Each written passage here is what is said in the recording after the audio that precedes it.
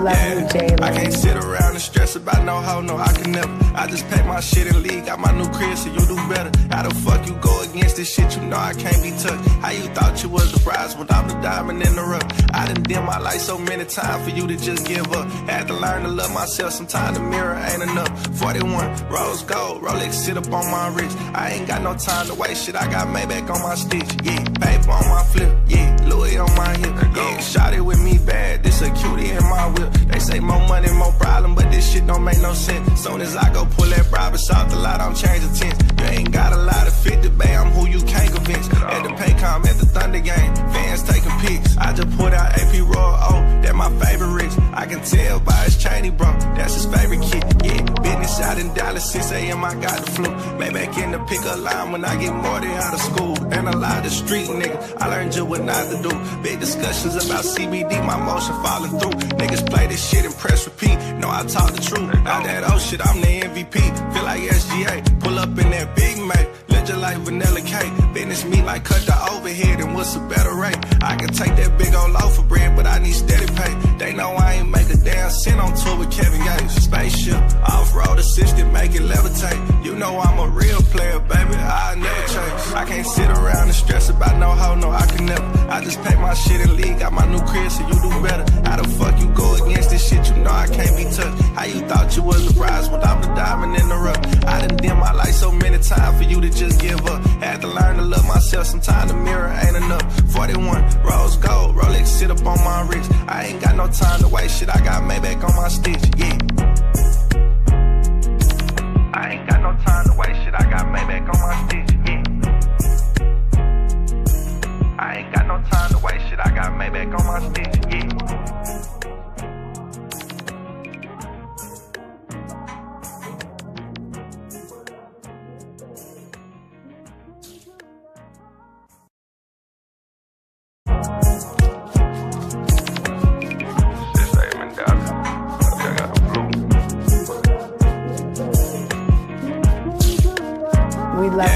I can't sit around and stress about no hoe, no, I can never. I just pack my shit in league, got my new crib, so you do better. How the fuck you go against this shit? You know I can't be touched. How you thought you was the prize without the diamond in the rough? I done dim my light so many times for you to just give up. Had to learn to love myself, sometimes the mirror ain't enough. 41, rose gold, Rolex sit up on my wrist. I ain't got no time to waste shit, I got Maybach on my stitch, yeah. Paper on my flip, yeah, Louis on my hip. Yeah, shot it with me bad, this a cutie in my whip. They say more money, more problem, but this shit don't make no sense. Soon as I go pull that bribe, it's off the lot, I'm changing tense. You ain't got a lot of 50, babe, I'm who you can't convince. At the Paycom, at the Thunder game, fans taking pics. I just put out AP Royal O, that my favorite Rich. I can tell by his chainy, bro, that's his favorite kid. Yeah, business out in Dallas, 6 a.m. I got the flu.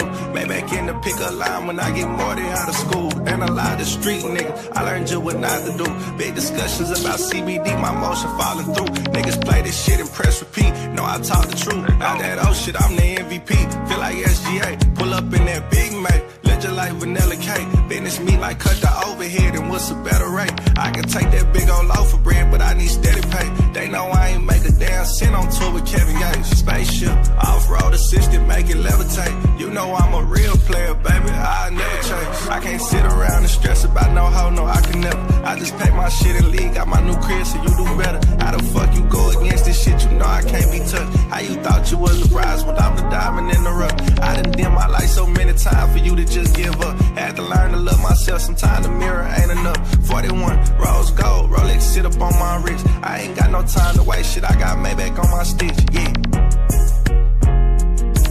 I ain't got no time to waste shit, I got Maybach on my stitch, yeah. I ain't got no time to waste shit, I got Maybach on my stitch, yeah.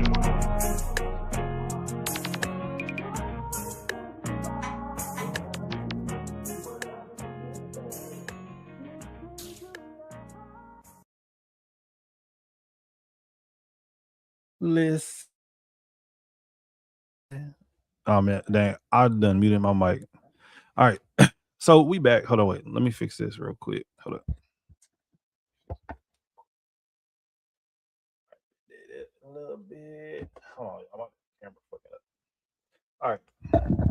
We just gonna make it. We just gonna have to make it leave it just like that. But anyways, Yeah, so day 2 of being snowed in and can't go any fucking where. Yo, so I tried to leave the hotel earlier this morning. All bad, dog. Bad, bad, bad decision. As soon as I had started like backing out a little bit, like after I had got all of like the snow and shit and all that ice or whatever, like off my car or whatever, I tried backing out. Yeah, man, your boy was not going nowhere. I got stuck immediately. God damn it! And I tried kind of like maneuvering it and trying to get out, and I was like, man, you know what? Fuck it, bro. I'm gonna just go ahead back in, and then I had to have somebody else help me push the car back into the parking spot because I was like sitting just like right in the middle of the parking lot. So yeah. So I'm still stuck in the hotel. And to be honest with y'all, man, I'm planning on streaming all fucking day, bro. I'm going we gonna be on here all the way up until fucking like 10, 11 o'clock tonight, god damn it. I don't got shit else to do. Yeah, so that's the plan for today. I got a few topics. If you want to pop up, the link is in the chat. As y'all know, I usually don't drop the link, but I mean, fuck it. It is what it is. Today is one of those days. But yeah, if y'all are bored and inside the house, hey, might as well pull on up. Yeah, but as y'all know, bro, like I'm not gonna lie, I'm really like tired of this weather shit, bro.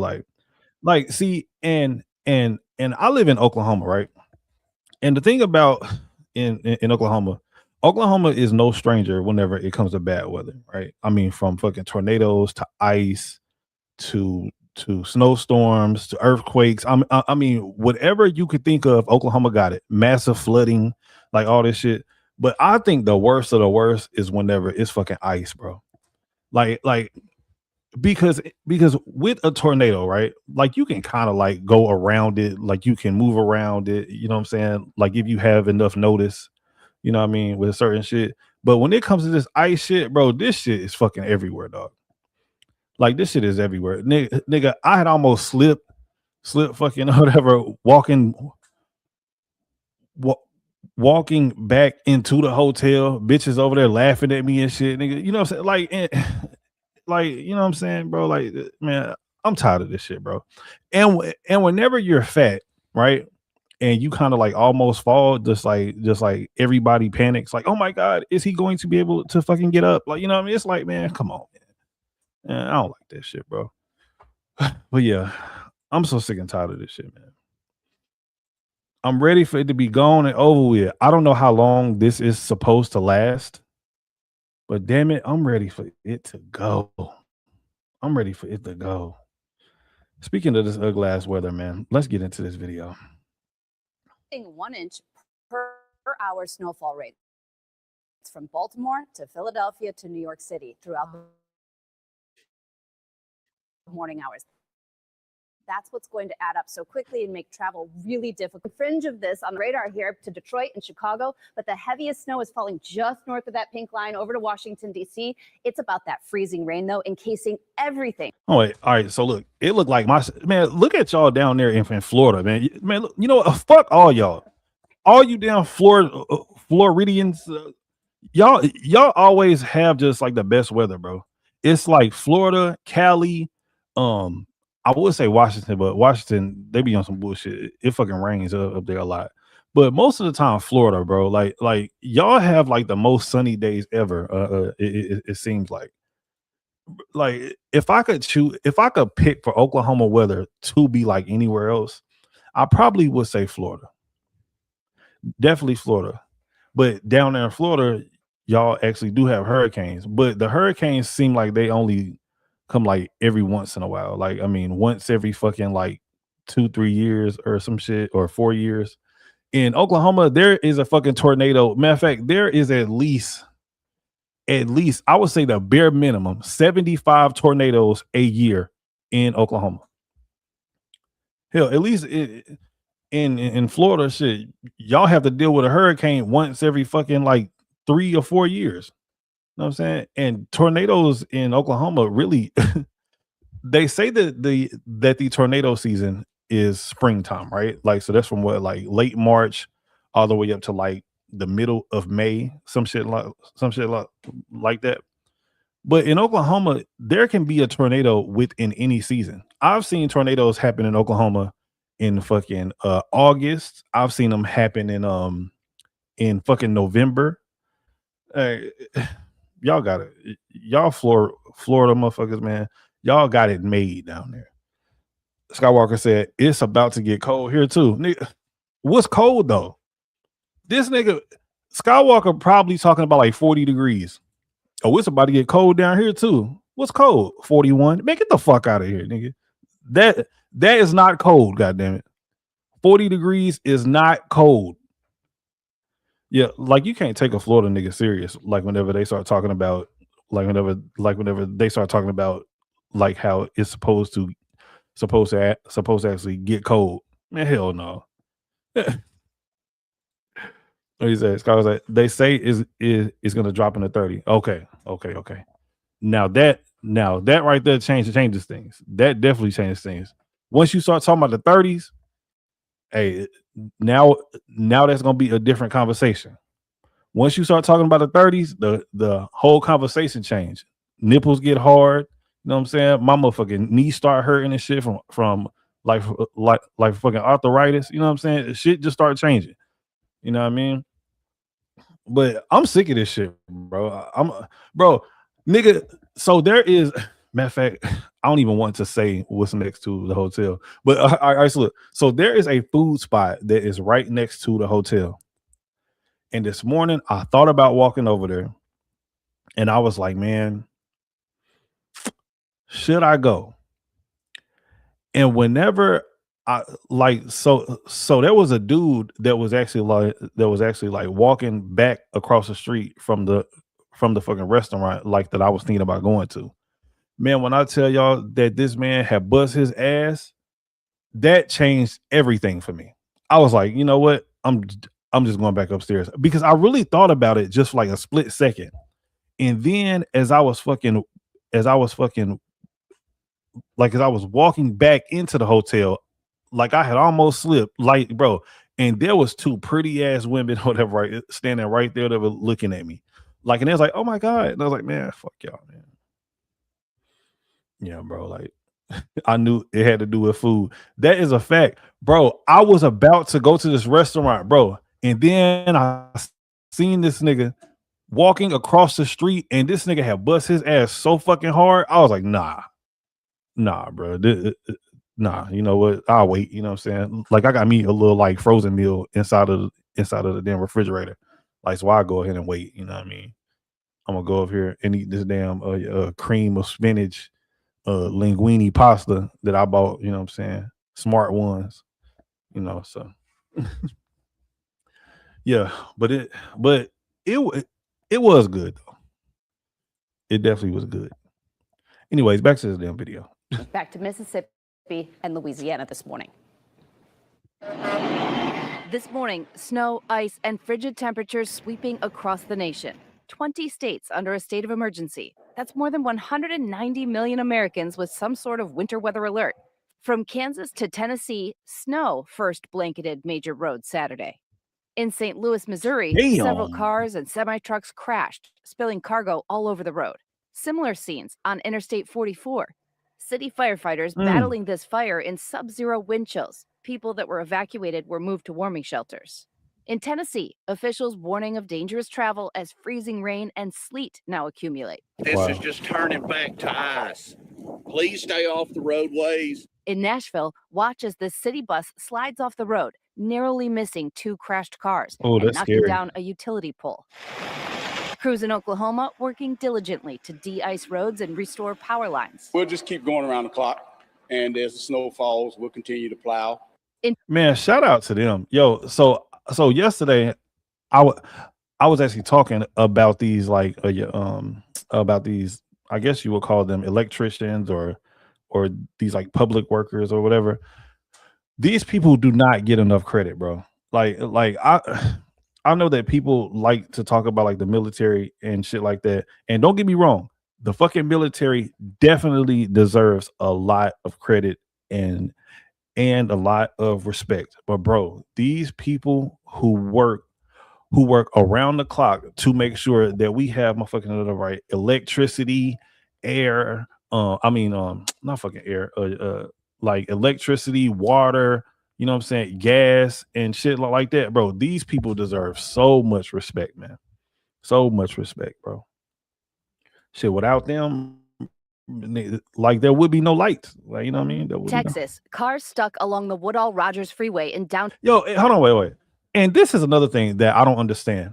Like, whenever it's ice and shit out, outside, and yes, I know that there are a lot of people like who are not used to like ice and you know what I'm saying, snow and stuff like that, especially the people who live down there in Texas, right? Whenever it is like this, don't get on the fucking freeway. Don't get on the damn freeway. Now, if you don't have no other choice, like that's just like the only route that you can go, then I kind of like can understand it. But like, bro, stay off the fucking freeway, dog. Like, bro, most people do not know how to drive whenever it is ice and snow. Most people just fucking don't. Like, they just can't do it. Like, a lot of people panic and shit. Like, as soon as they feel like, as soon as they feel a little bit of slide or something like that, most motherfuckers panic. Straight up. Don't get on the freeway. You know how many pileups that I've seen just from me like traveling around and shit like that? Whenever it's ice, do not get on the freeway, bro. Stay off the highway because, and this is my opinion, right? So I don't know for this to be 100% true, but I feel like it's easier for the city to actually keep up on the roadways whenever it's not the freeway.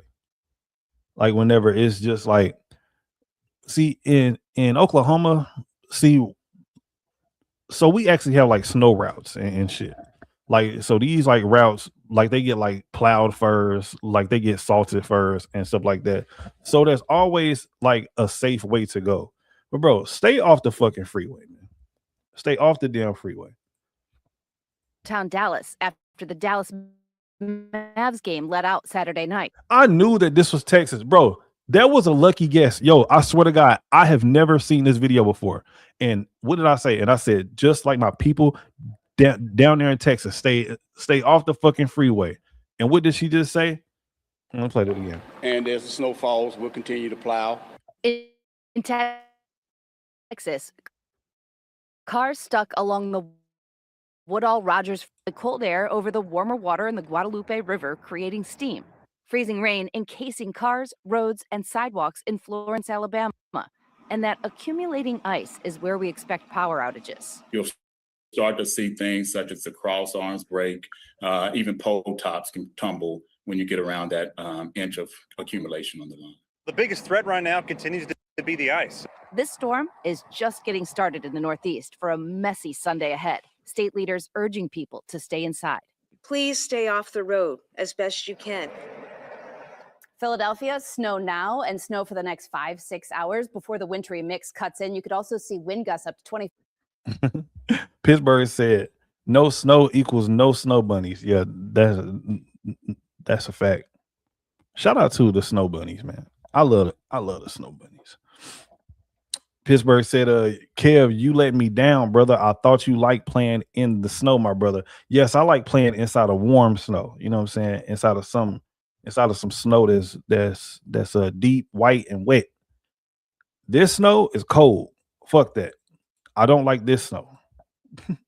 5 miles per hour, so it's tough to see around there. We've got ice storm warnings in place from Austin back to Kerrville, Texas, all the way through Mississippi, where we're seeing a lot of pictures just come in. And then worried about the 1/4 inch to a 1/2 inch of ice still to come in parts of western South Carolina, North Carolina, and northeast Georgia. But obviously, the winter storm warnings go all the way up into New England, where we anticipate some of the biggest snow totals, easily in excess of 1.5 feet. So let's go ahead and break it down.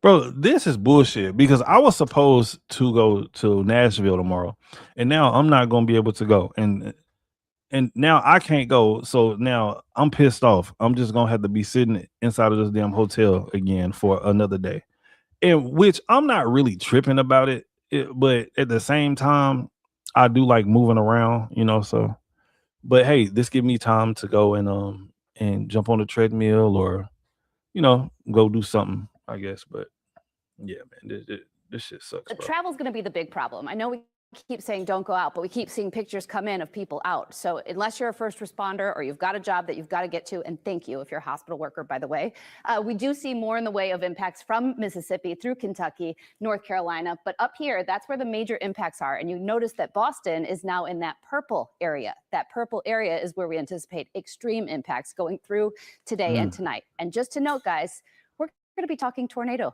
threat later today, Gio. See, I fucking knew it, bro. Look, watch she start talking about Oklahoma with this fucking tornado shit. It's fucking January and we sitting here talking about goddamn tornadoes. It's all very concerning. Ginger, thank you for that. Ginger had looked a little thick too. I ain't gonna lie. Shout out to Ginger. Yeah, man. But hey, man, if y'all do have to go somewhere, man, just make sure that y'all got like some pillows. I mean, not necessarily pillows, but make sure that y'all got like blankets and shit inside the car. You know what I mean? Hold up, what the fuck?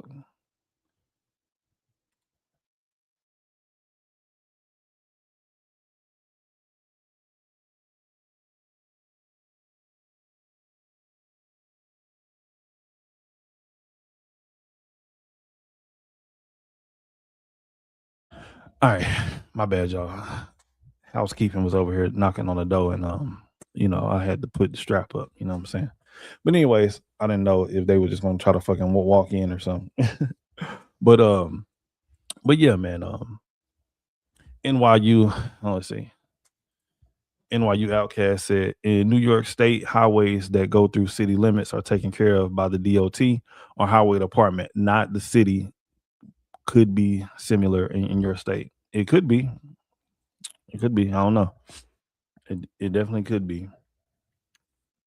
But man, so I was over here looking for topics and stuff like that just for this show. And I was looking and I was like, bro, so there was that whole shooting that happened in Minneapolis. Was it yesterday or the day before and shit like that? And I saw that Tim Walz punk ass was doing a press conference. And I haven't watched it yet, but I want to watch it with y'all. I want to see what Tim Walz has to say about it. Now, I think Tim Walz is a lying piece of shit, and I think that he is a horrible fucking governor. And and matter of fact, so this is kind of off topic, right? But as I was doing some research on the good guy Tim Walz, whatever. So whenever that Renee Nicole Good lady, like whenever she got killed, so Tim Walz actually has signed a bill into law in Minnesota, like that if you are a police officer or if you are a like federal agent or something like or something like that, and if there is somebody that is trying to like hit you, like or you feel like your life is in danger, if you are standing in front of a car, that by all means that the like officer has like full authority like to put it into the whatever situation by force. But for some reason like that never came out. Because I was over here reading, I was like, man, hold on, wait. Like, so why didn't he do a press conference talking about that then? Instead of talking about how terrible ICE is. It was called let me see, what was the name of that bill? It was a certain bill.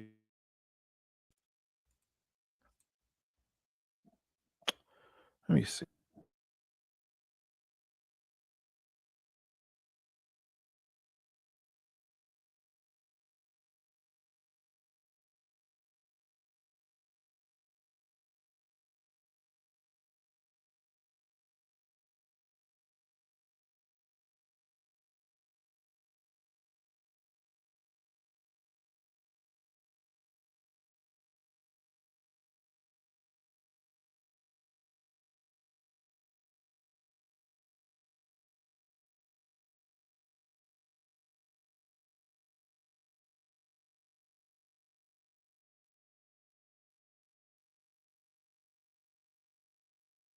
All right, cool. So I just found it. So it's called. So in 2020, Governor Tim Walz signed the Minnesota Police Accountability Act, which includes reforms to Minnesota Statute 609.066 regarding the use of deadly force. According to, all right, whatever, fuck all that.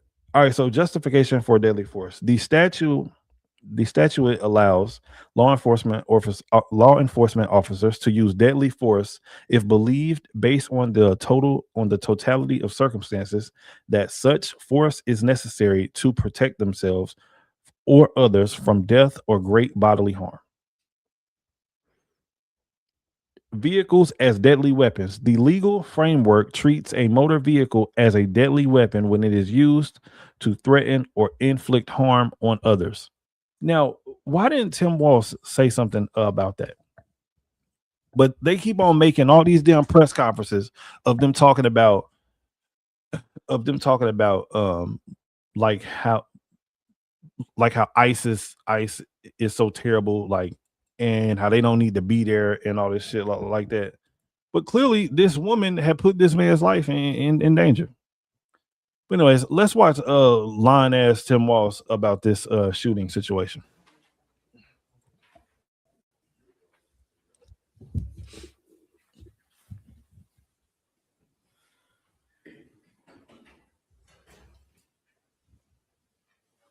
Thank you all for being here. I'll have a short statement, then I'll turn it over to Department of Public Safety Commissioner Bob Jacobson to update the situation, joined here by Hennepin County Sheriff Witt, State Patrol Colonel, and General Minke, the Adjutant General of the Minnesota National Guard. Well, as I said last week, this federal occupation of Minnesota long ago stopped being a matter of immigration enforcement. It's a campaign of organized brutality against the people of our state. And today that campaign claimed another life. I've seen the videos from several angles. This nigga is so full of shit, bro. This is a campaign to go against Minnesotans, bro. If y'all would just work with the federal agents and work with the Trump administration, this shit would not even be happening up there. But y'all want to be dickheads and not follow the federal law. So now this is what happens. If you would have your officers, if he would have the fucking detectives go out and start actually doing whatever, right? Police work and fucking detective work, and start arresting these damn people and putting them inside of ICE custody, none of this would be happening. But they want to be idiots and they want to fight back against Donald Trump just because they do not like him so much. But this is supposed to be, bro, this nigga is full of shit. And it's sickening. But I have a strong statement here for our federal government. Minnesota's justice system will have the last word on this. It must have the last word. As I told the White House in no uncertain terms this morning, the federal government cannot be trusted to lead this investigation. The state will handle it, period. They've been letting y'all handle it, and the shit has gotten way out of hand. Yo, why should they let Minnesota handle anything? Whenever they got all of these, whenever there is all of this damn fraud happening up there, you got daycares popping up all over the damn place. Why should we let you handle any fucking thing? Get the fuck out, nigga. We don't need to let you handle no, shit. Sir. Always verify who it is. Always verify who it is, because you just lost your channel because I'm an evil person who put deep sea trawling on. Right now there's German poop scat stuff going on your screen, and you're catching a strike as we speak. All right, I love you. You know, I'm just helping. Yeah, you are expecting. All right, before we go too far, have you seen One Battle After Another? No. All right, we'll discuss that later. But that movie accidentally does something that explains some part of what you're complaining about. From their perspective, what you're saying is just roll over and comply. Just give up. Just quit. You can't fight for your rights or your identity or your politics. You can't protest. You can't do any of that. Just let it happen, right? They're saying that they are hearing from you that their state does not have sovereign control of their laws and that they have to just comply with the federal government at every stance. I know that's not quite what you're saying. You're saying handle it legally and stop getting shot. I get that, right? I find it odd the specific the specific quotient of the population that are standing and doing this stuff seems to largely be older liberal white women. Crazy. And there's two things in swing on that. One, only a white person to be stupid enough to be out there in that cold without getting a paycheck. Yeah. And two, the most unhinged section of our modern cultural society are the middle-aged wine moms who either have matron syndrome where everyone in their lives bends to their will because they say so, or have no children. Yeah. They got 176 cats. Yeah. So with you saying that, see, I believe that it's a lot of people out here like who just don't have nothing else going on like within their life. Just like you said, just like you said, a person that has like 176 cats, like they don't have no children. Like, so this right here is their fucking like outlet. Like they found something that makes them feel like they are important. Like, so now they got to go out here and march and protest for stupid shit. It makes absolutely zero sense whatsoever. White women, I love y'all to death, man. But why do y'all continue to do stupid shit like this? I'll never understand the liberal brain. I never have. And I used to be a liberal, but I was only more liberal just because just like family and shit like that, just the way that I was raised. You know, if you black, you vote this way. We only support the black person or the people that gave us food stamps, you know, all this little stupid shit. I have an interesting take on all of this, and I think it's funny, but I've been cussed out for saying it out loud a few times. When we said the South would rise again, we never expected to have the entire weight of the U.S. government behind us when we did. Yeah, I don't understand what's going on, but I'm here for it. I don't get it, but okay. It seems irrational to me. Why would you stand up and defend people that aren't doing anything to benefit the society you've spent your entire lifetime, you know, contributing to? Yeah, but this is the thing though. So they believe that immigrants actually are the right help America. Like they believe that illegal immigrants actually do more for America than actual American citizens, because they believe about this bullshit about like picking all of like the strawberries and corn and all this shit like that. But most of that stuff is done by fucking like machinery anyway. Second two-tier citizenship is what they're advocating here. They're advocating for a lawless immigration status where your immigration wait, hold on. Wait, I just hadn't thought about this. This is crazy. So if there is no legal restraint from entering the country, and there's no legal requirement for you to attain citizenship, then all citizens would have a higher status than the illegal immigrants who come in, creating the two-tier citizen test. 3-tier, if you want to make the argument for the elite that have like, you know, the golden passports or whatever. Yeah. That's why. Why would anyone support that? I mean, if you're trying to say you're trying to defend human rights, you would want them to attain citizenship to get full status, but they're not doing that. They're defending the idea of leaving them as non-citizens and outcasts in society, basically. Yeah, yeah, and that is why it makes zero sense. I don't get it from either side. It's just cooked. Yeah, yeah. I try to understand, and the only thing that ends up happening is that I get a headache. That's all I know. Like, but I look at it like this too, right? That if I break the law, like, you know, there are consequences for me actually breaking the law. Yes. They want for these people to break the law and just be able to just stay. Like what the fuck? Like, and I'm not saying that everything should be fair, right? Just because life isn't fair. But this is one of those cases where you can kind of say it like, and it actually means something. You know what I mean? Like, this ain't fair, dog. This is not fair. All right. So I was under the mistaken, perhaps, impression that the purpose of society is to sort of even ground the fairness across different disciplines, right? So we elect electors to power in order to enforce our ideals and ideas. And these electors then get into power and do whatever the hell they want, which I guess is human nature.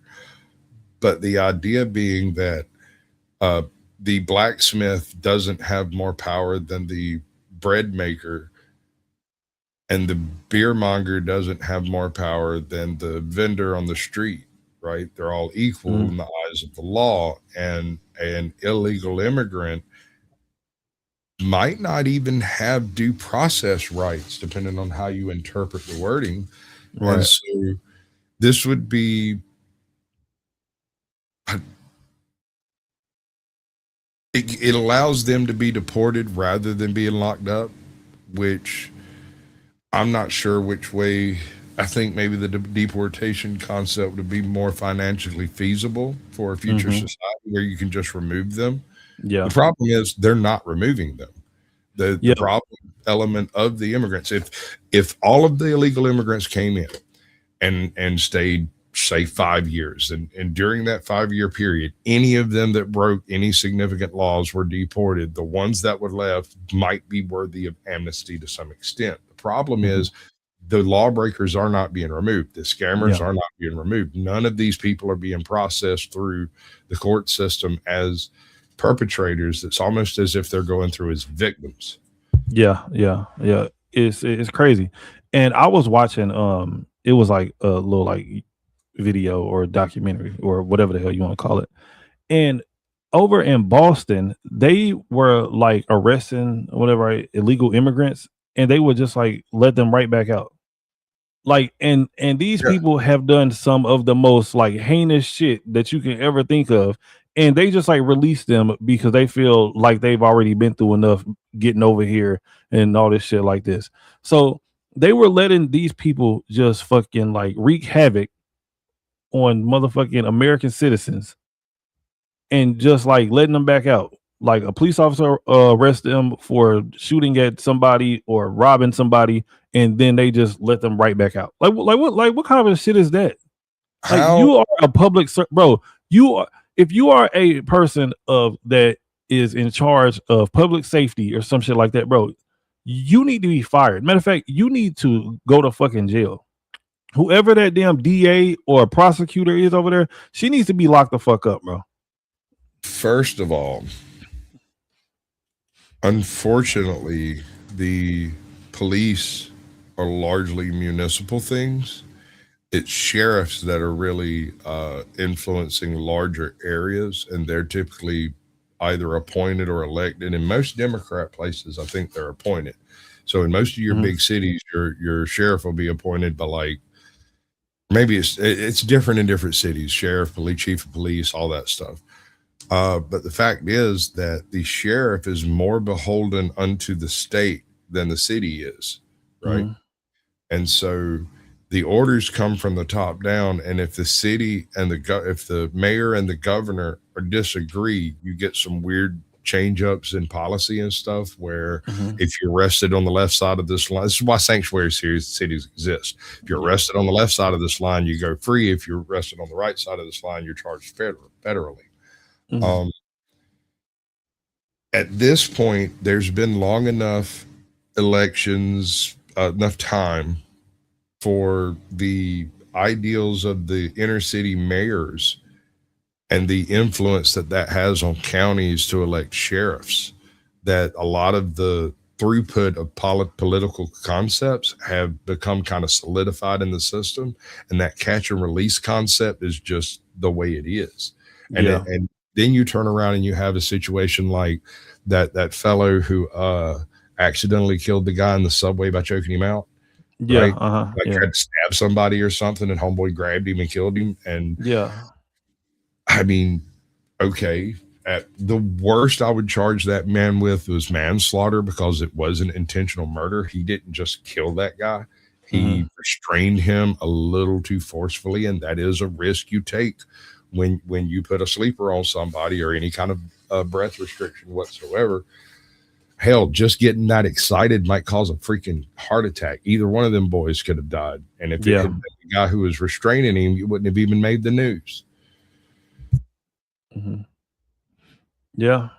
Well, I kind of disagree with you a little bit, but this is just me though, because I wouldn't have I wouldn't have charged him at all. Like I'd have been like, hey, listen, look. I was saying the worst possible charge would have been like maybe manslaughter or negligent homicide, something like that. Not an intentional murder. And they brought that fucker up on murder 1 to start with. Yeah, that shit was crazy. What was his name? I think his name was Jacob or something like that. Let me see. Something like that. In New York. What was his name? I can't remember, but I remember just looking at it and going, okay, so that is an entirely politically motivated case. And if that same situation had happened in a Dairy Queen in South Texas, I don't, yeah, sure, you can have opinions if you like. I don't care what they are. If that same situation had played out in the Dairy Queen in South Texas, that man would be held as a hero. Or absolutely, if that man had, if that, I'm sorry, my stuttering's coming back. Fuck. No, you good. I'll stutter too, nigga. I know, but it's early. You good.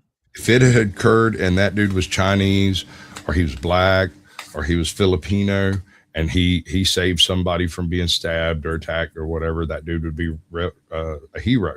But because it was a white guy that killed a black guy in a public place on a train like that, it fit the narrative so well that they've been riding on for the past few years. It inflamed a bunch of people. It did exactly what they wanted it to do. 2 people can watch the same video, and one says, look, that is intentional homicide, that is murder. One, lock him up, and the other guy looks at it and says, well, I mean, he was already harassing people. Wasn't he just defending someone? Yep. And you are so right. It just had fit their narrative. So you know that I live in the great state of Oklahoma, and a few years ago there was this black guy that had walked inside of a gas station here that is called Quick Trips, right? And he just had walked in and he just like had shot a white dude right in like the back of the head. Like he just walked in there and had just like killed the dude, right? Like whenever the police had started or whatever interviewing him, and like whenever they started interviewing him and stuff like that, and so they asked him like, so why'd you do it? And he just said like that it was because the guy was white. And nobody heard shit about it. Like this was not on national news, no nothing. Like he just found a random white person and just walked in there and just shot him. And if that had been reversed racially, homeboy would be brought up on hate crime charges. Absolutely. And that shit would have been everywhere. Like, bro, you would have seen what's that damn lawyer that be all over the damn place whenever a fucking like Anthony Crump or Benjamin Crump, that sorry piece of shit. I can't stand that motherfucker, man. He would have spawned out of the pavement behind the dude with his arm around him. We got you, brother. We've been through this before.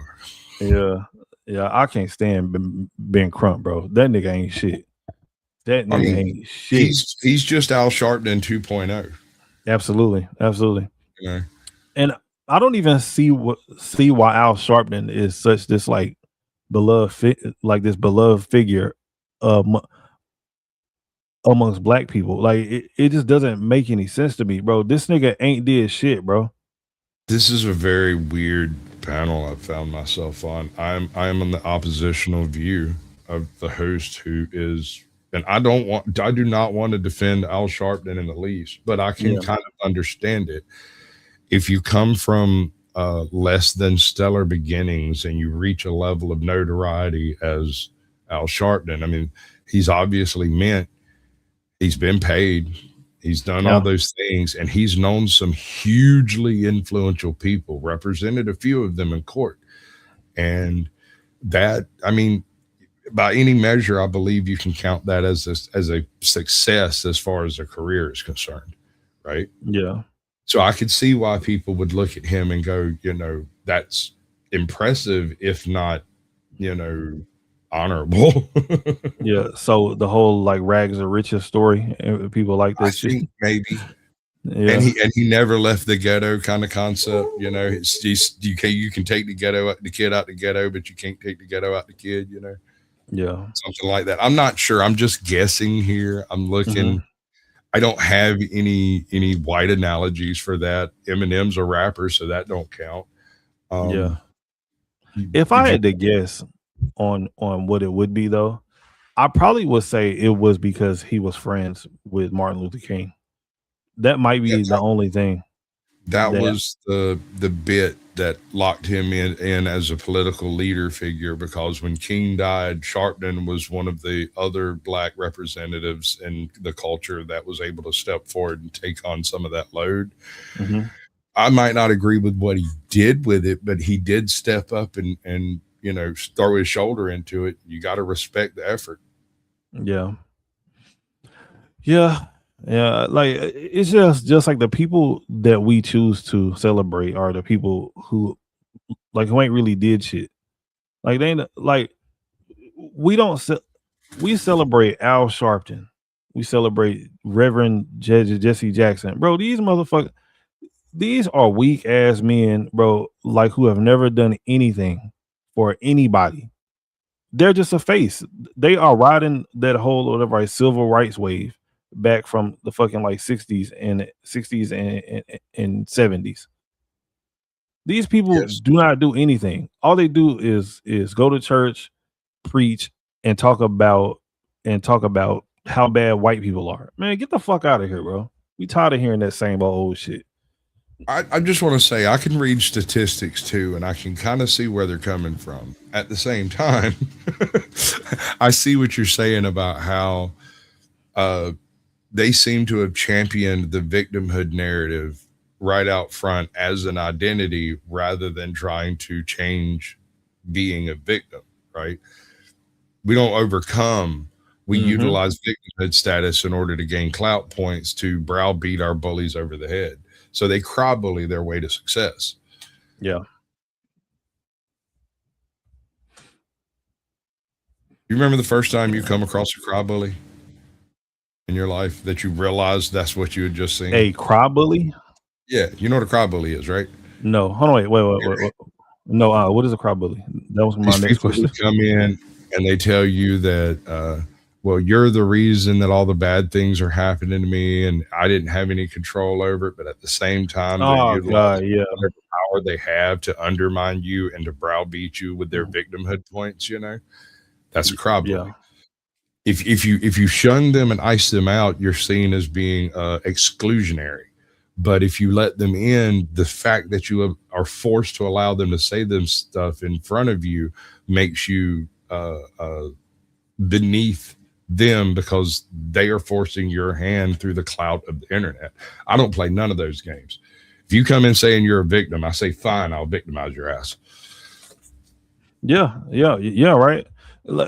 I can't stand the whole victim shit, bro. Like, and that is one of the things that had got me away from this whole like Democrat shit, bro, because it's like, bro, y'all don't matter of fact, watch this video right here. This woman has summed it up perfectly, bro. Watch this shit. The rest of my life, I'll be doing the Lord's work. I'm going to make sure no black person is a Democrat ever again. I hope you got enough common sense and critical thinking to understand what's going on right now. I'm about to give you all the facts. Every day I think I'm going to come on here and tell you what these clowns have done to you. Can you just notice that they never got a solution for you and they always calling you a victim? That's number one. You always need Medicaid. You always need food stamps. You always need government assistance. Why? Why you can't need a job? Why you can't need an education? Why you can't need a better job? Why you can't need a house? Why you can't need a better car? Why you can't need better things than motherfucking government assistance? Lyndon Johnson said he gonna have these niggas voting for Democrats for the next 200 years because that's how goofy you is. They filibustered the Civil Rights Act. It was the last record they had in Congress. They took men out of your homes. They would rather them be homosexual than to be a man in a home raising a family. Do y'all not see this? They claim to be Christians but do everything against God. Are y'all Christians? I do not understand what's happening. Do you believe God's word or do you make it fit to your lifestyle? I do not understand what's going on. Was the dashikis not enough? When they walk their ass out there with dashikis on and your ass ain't never been to Africa. But they thought the dashiki was unity for you. They play in your damn face. They play in your face and you let them do it. You let them work up your emotions. You let them build fear. What happened to us being slaves now? We supposed to be slaves 6 months into the Trump presidency and all locked up in concentration camps. These niggas is in. Can we clone her? We need 5 million of that woman out here. We need one on every street corner. That is a fact, bro. She had broke it down perfectly, bro. Like, why do you always need food stamps? Why do you always need fucking Section 8? Like, these motherfuckers, no, they don't give you any type of opportunity or tell you, hey, listen, look, like, so you should try to do this better. They just like, nah, man, you know what? We are going to just like, all right, give you everything to make sure that you will never get ahead. And then they literally convince niggas that the reason why you cannot get ahead is because of some fucking random ass white person somewhere. Bro, get the fuck out of here, bro. Go ahead. I could say the same thing she said. I'd get booted off YouTube probably. Absolutely. That is a logical, rational woman who has sat down and thought about the decisions she made in her life and changed her life, I believe, for the better. I don't like the soft racism of low expectations. Mm-hmm. And that is one of the things, it's one of the most difficult things to illuminate to someone who doesn't want to see it, right? You can give them examples 10,000 times, and in every single example, they'll say, oh, well, it's because some other Democrat talking point, it's systemic oppression. That's not individual oppression. Oh, wait, no, it's generational. It's not this lifetime. It's your ancestors that caused that, right? And I ask this is the one question I've been able to get through where people just end up like kind of nutting up a little bit on. Mm-hmm. Am I guilty of my father's sins? Are you? No. Can you hold me responsible for that which my ancestors did? Can I hold you responsible? Nope. Okay, so the whole reparations question goes out the window on a moral footing right there. Yeah. Yeah, but these niggas are ignorant. Like, they don't want to hear that shit. They look at it like this, right? You white, I'm black, pay me. Because that's basically it. When if you look at, because niggas claim that we have built America, right? And my thing is this, right? Yes, black people definitely did help with the whole building of America, but we act like this was a solo job. This wasn't a solo job. Everybody had worked collectively together. Native Americans, white people, black people. We all had a hand in building up America. This wasn't just like solely a nigga job. Like, they act like Native Americans was not fucking slaves too. I think like they act like bro, like what the fuck? I think it was Samuel Clements that said, and I hear he was talking about I can't pin it down. He was like at a dinner party or maybe a ritzy restaurant, and he went in and sat down and was eating with some notable figure who wanted to meet Mark Twain, you know, and they're sitting there and they're talking, and it came to the practice of slavery, and there's 2 or 3 people at the table, and there was a black waiter that was waiting on them, and someone noticed that Samuel Clemens was pouring his own wine.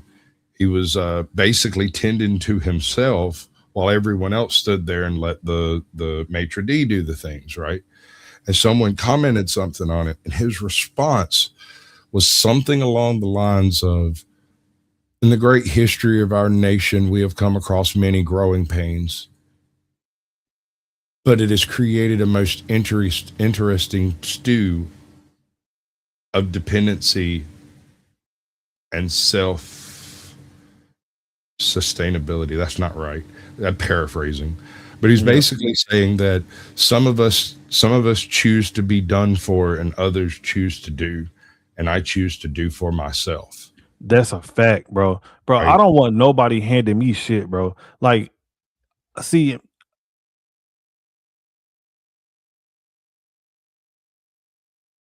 Did you freeze up? I think you froze up. Yeah. Okay. Snow demons have gotten him. We got a man down, YouTuber down. Get the streamer police out here. We need help. That man needs to be dug out of that hotel stat. He needs hot water bottles and some Hennessy.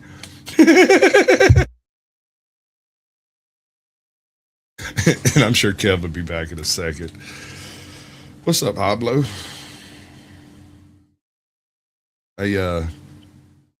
I'm just saying, the more independent individuals are, regardless of background, the more likely they are to be able to overcome trauma. And one of the features of these narratives of victimhood complexes are to basically present your trauma as your primary feature, and then state that you're oppressed because of that. So one could make the argument that, say, okay, well, I was abused as a child by a very violent uncle, and because of that, I have certain traumas, which means when I'm in public and interacting with different people, if they look a certain way, I might react negatively, not because I have a problem with them, but because I have an internal trauma that responds a certain way to a certain type of beard or whatever. Like, I really hate those little handlebar jobs with the goatee. It just, dude, grow real when I stop it. My bad. Welcome back, my brother. I was sending ICE agents out to go check on you. They were going to dig you out, bring you some hot water bottles and some Hennessy. You'll be fine. We're going to save you. And he freezes again. Yeah. My bad. You good? No. I'm just saying the Can you hear narrative. Yes, sir. Yes, sir. We can hear you. The narrative seems to be that your trauma, your most traumatic trauma, is your primary identity quality. And because of this, you're basically backdating an opinion.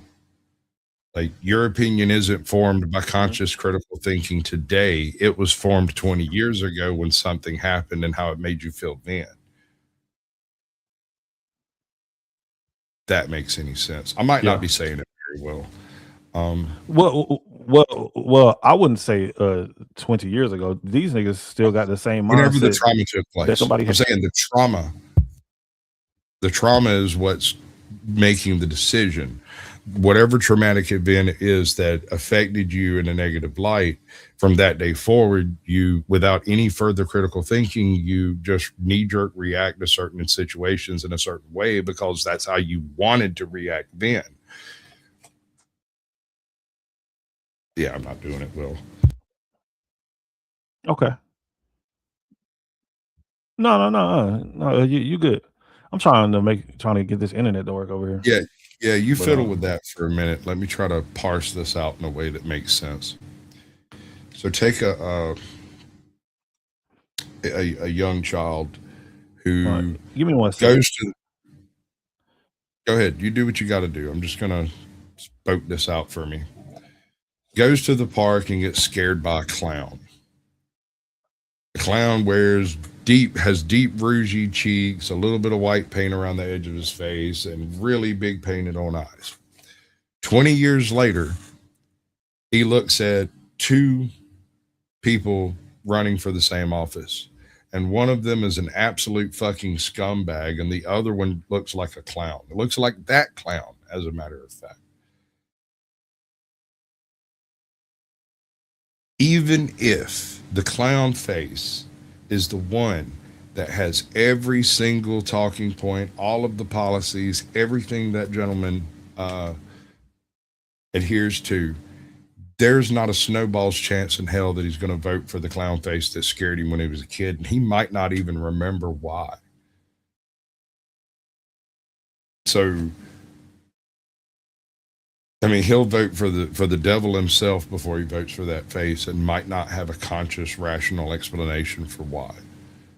And that is the gap between critical thinking and conscious decision and emotional decisions made by a past traumatized self.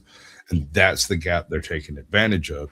You have to be self-aware of yourself now and not buy in to knee-jerk propagandized pieces. Because when you see things like take that specific ice shooting, the first one that set everything off, right?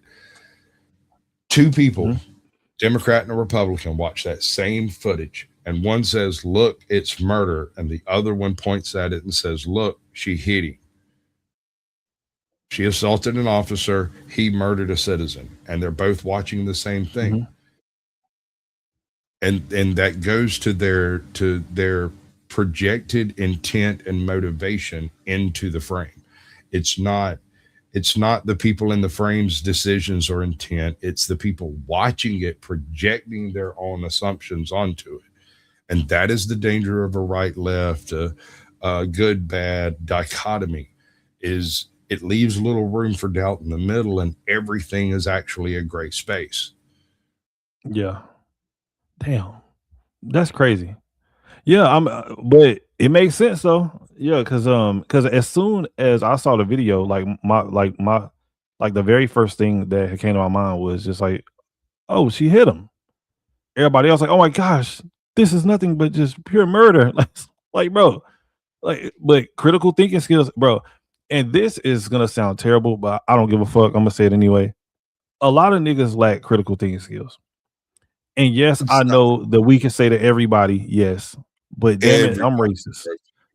Okay, you do that. I'm too light skinned to pull that shit off. And that ain't nothing on nobody. That's my fault. Yeah. No, yeah, but definitely though, like, so there are a lot of people like who lack critical thinking skills, but it's like with the way that my brain works, like it just comes automatic for me. Like, you know what I'm saying? Like, I don't have to, like, if somebody had got shot or something like that by an ICE agent, the first thing that comes to my mind is just like, damn, like, so what did they do? Yeah, you know what I'm saying? Like that's the first thing that goes through my mind.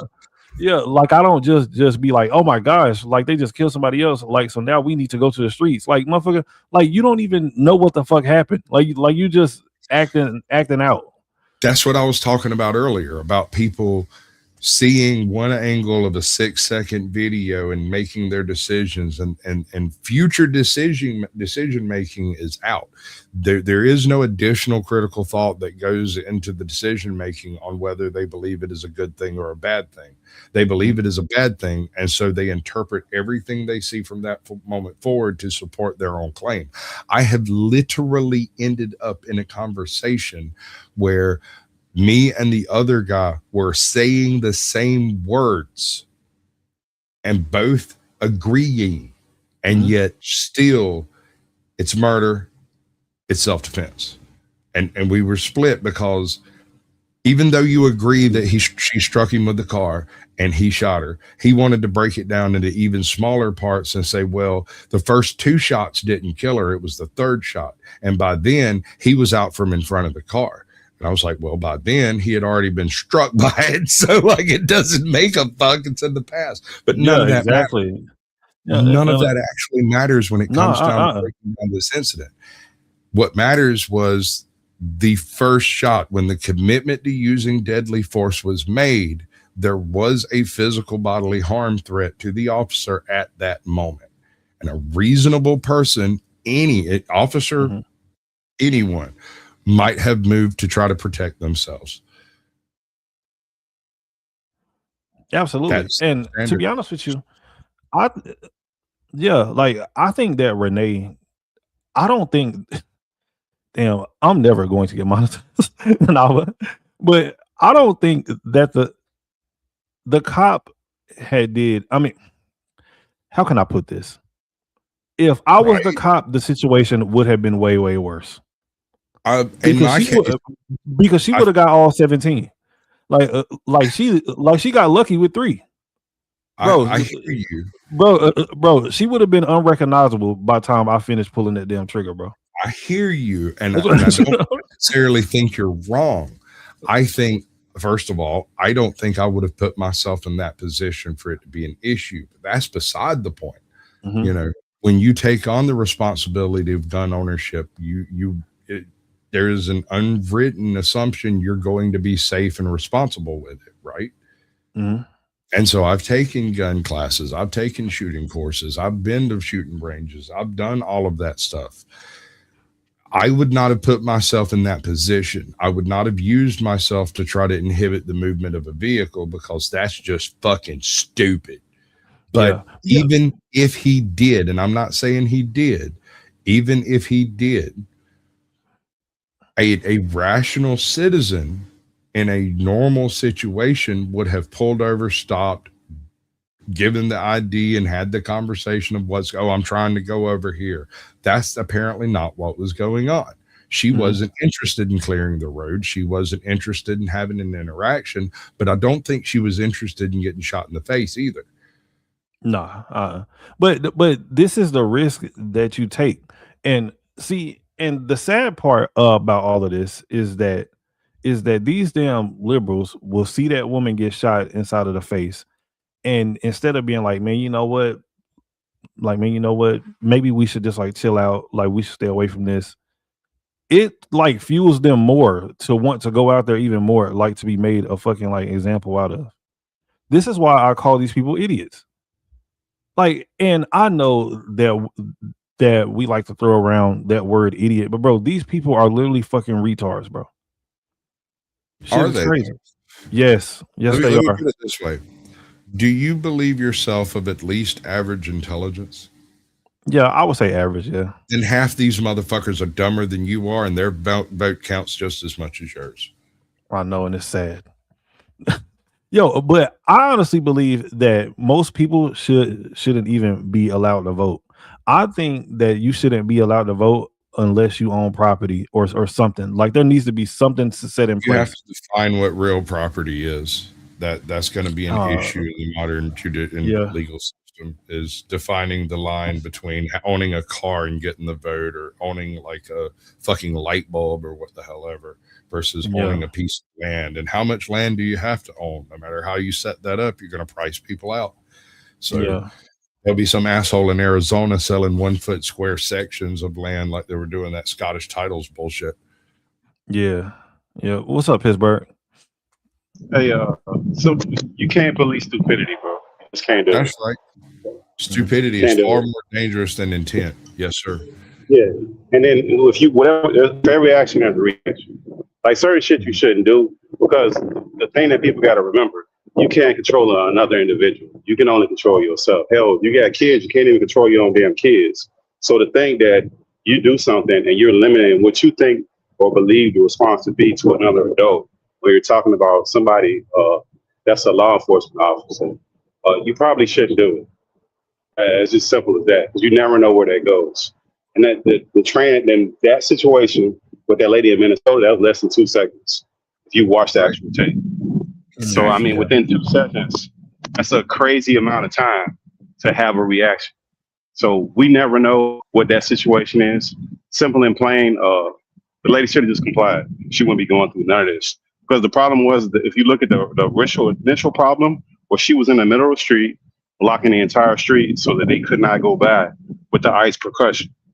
That's what the problem was. That's why they went and addressed her.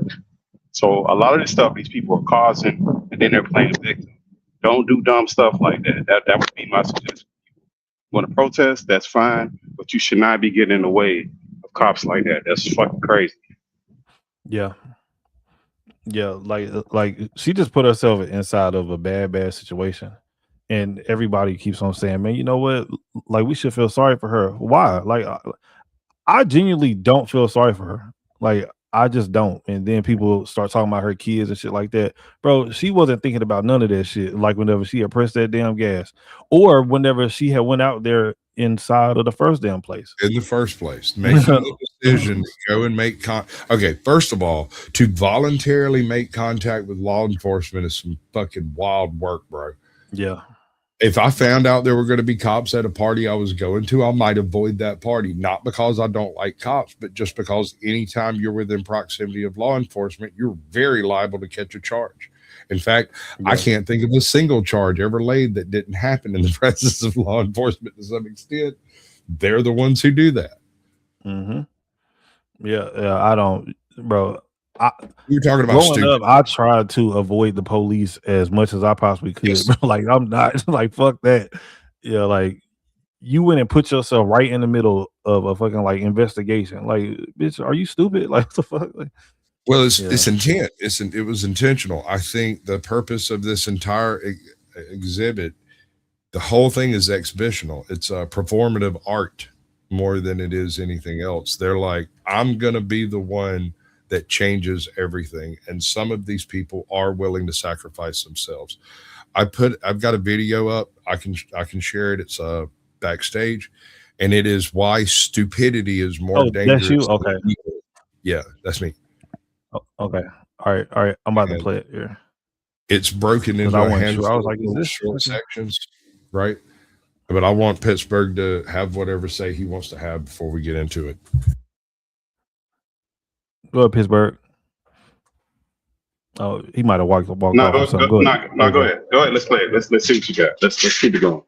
All right. So the premise here is that stupidity is more destructive than actual evil intent.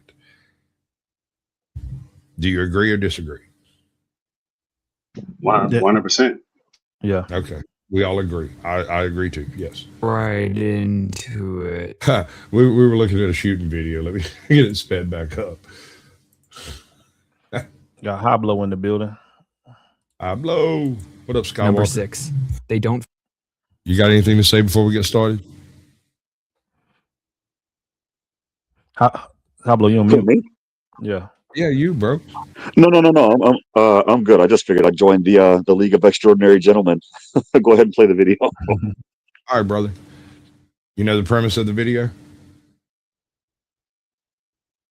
Okay. Feel guilty. Evil people usually have a conscience problem. Stupid people have a comprehension problem. And somehow, that's worse. When someone does something evil, there's often guilt involved. Even psychopaths understand the rules they're breaking. They know there's a line. They just step over it on purpose.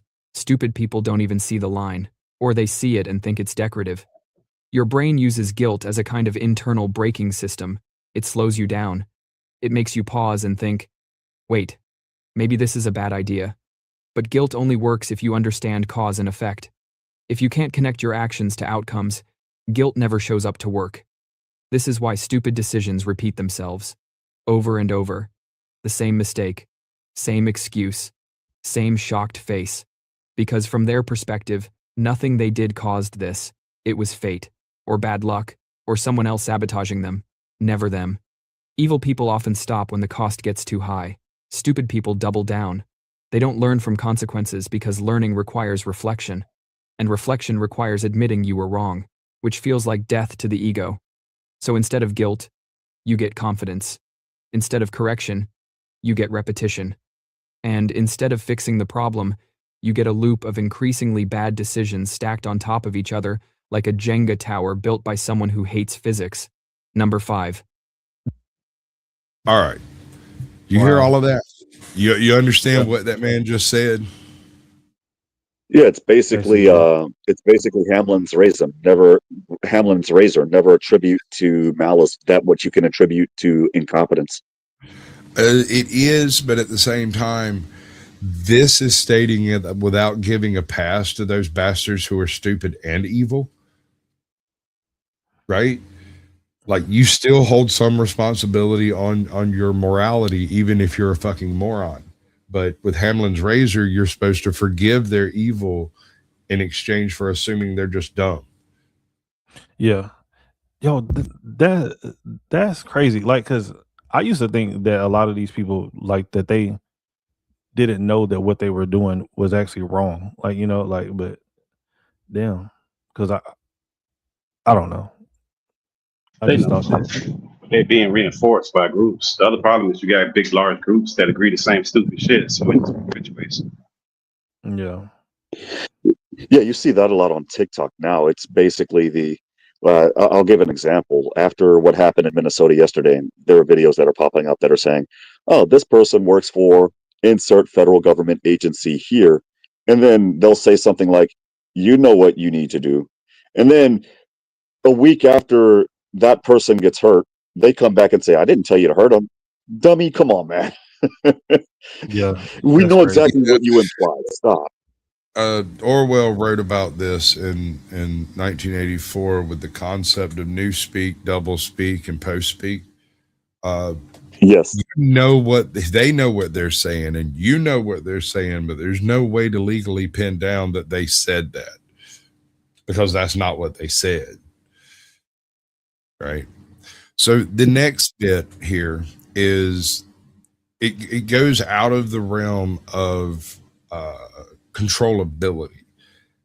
If someone is doing evil, they're doing evil for a purpose. They are making immoral decisions to attain a goal. And because there is goal-oriented tasking involved, it's predictable. Stupid people aren't doing it because they want something. They just think they're right, and they're dumb. And so there's a lack of predictability to it that makes them so much more unpredictable than an actual evil person. And I think that's the trap of Hamlin's razor, is that you forgive the evil before you ever decide they are actually dumb. It is first, oh, they're just stupid, and you allow the evil to perpetuate itself through your life until you go, oh, whoa, wait a second. Not only is he dumb, he's also evil. They're predictably unpredictable. Here's the weird part. Evil people are often easier to predict than stupid ones. Evil has goals, power, money, control, revenge. You can map it. You can anticipate it. You can say, if they want X, they'll probably do Y. That makes them dangerous, sure, but at least their danger follows logic. Stupidity has no roadmap. It wakes up every day and chooses chaos. A stupid person might do the right thing by accident, then immediately undo it because it felt weird. Their decisions aren't driven by strategy. They're driven by vibes, gut feelings. A headline they misunderstood. Did these motherfuckers just describe a Democrat to a T? Wow. Hell yeah, he did. I'm sitting over here like, whoa. Vibes and all this other stupid shit. Yes, he did. Yes, he did. I can't. I need for you to post this link inside the private chat, because I need to show this to people. Gotcha. I mean, I only had this far how stupid they are. They think they're gonna have court on the side of the road. Like they trying to act like they can have a whole court on the side of the road with police or ICE. I mean, that's the most idiotic shit ever. Black people know automatically off top just to comply, and you fight that in court later. The problem is that they're getting treated like we've always been treated. That's the problem. They have these special privileges. Most of us, majority of us. We talk to our kids about this shit. That's been the point that I've been making throughout this entire ICE debacle with all of this. There is no point in having that screaming match on the side of the road with a cop, because either way you're going to end up in court and having to explain yourself to a judge. The best bet is once you cross that cop, once that man says you're detained, you're arrested. I just zip and go to court. Get the court person that makes the actual decision and stop jerking off on the side of the road. This is where stupidity and emotions come in, where they're fucking doing shit by vibes. Yep. And then you end up just like George Floyd with a fucking knee on your damn neck. Well, he passed a fake $20 bill and chewed on a speedball, so that's a little different. No, he tried to like fight the cop too, though. Like he wasn't going like willingly and shit. This nigga was sitting there arguing and shit. Would you say, Sasquatch? The video. I got the video back. I dropped you got the another one link back there? backstage. The video's back. Yeah. All right. Yeah, you look as I mentioned to people, it's like, you know what you guys need to do is, if you think you're being wrongfully detained, hashtag not legal advice, but I'm like, dude, save it for the court. Smile and wave. If you get the charges kicked, then at that particular point, I would rather you take a payday than take an out date, right? Like an exit date. Maybe don't smile. I mean, I'm just saying, when they play, look, they talk too much. That's the other problem. They talk too damn much. Stop trying to be a fucking lawyer. Shut your damn mouth. I said smile and wave, but it's basically, you know what? Just take the L, because it's only temporary. Don't do anything stupid. But because they think they're lawyers, they talk so much they end up incriminating themselves. Shut Right. the fuck up, take your ticket. That's it. Every time they talk themselves into a hole. That's hilarious to me. It's like, yes. I tell everyone that comes on YouTube that I host, if I can remember to say it, I'm not sure if I told Kev, never do anything or permit anything to take place on panel that you don't want read back to you as a transcript in a courtroom. Exactly. Think that through for a minute and consider all the crap you've seen happen on panels, and imagine sitting in the witness box having to say, yes, I hosted that. Yes, that's what's happening. Yes, that's correct. well, not only that, but it's a transcript, right? So what was said on panel and how it's said in court are two different things. Like, somebody could be jovial, and then all of a sudden, like, no, stop it. This is crazy. You guys are effed up. I'm gonna F you up, basically. But they're playing around. But then in court they read it. No, stop. What are you doing? I'm gonna F you. And then you've got some dude that sounds like fucking what's his name? The narrator for the Penguin. I have no idea. His face. March of the Penguins. He does all the narration. He's the voice of God, literally, in several movies. Not Samuel L. Jackson. Morgan Freeman. I was figuring Morgan Freeman. Morgan Freeman. All right. So then they get some lawyer that sounds like Morgan Freeman going, "No, take your hands off of me. I want to be free. You can't stop me. I'm going to do it." It's like having them read a manga. It just doesn't come across without. It doesn't come across the same. It's going to be terrible. And if you're on the jury, right, the 12 white women on that jury with 137 cats between them, hear this. You're and then look, this other thing about the side of the road. Asking for a supervisor 90% of the time is not going to change anything. So, like, your best bet is just to shut the fuck up. Just take the shit and move on. Because the court is the one that really has to work that law. 99, brother. Asking for a supervisor is basically telling the officer involved that you don't have any faith in his capability to fulfill his duties. Yeah, just take the punishment. Whatever he's trying to adjudicate, you go to court with that. You don't have court on the side of the road. Pull out a law book. That's stupid.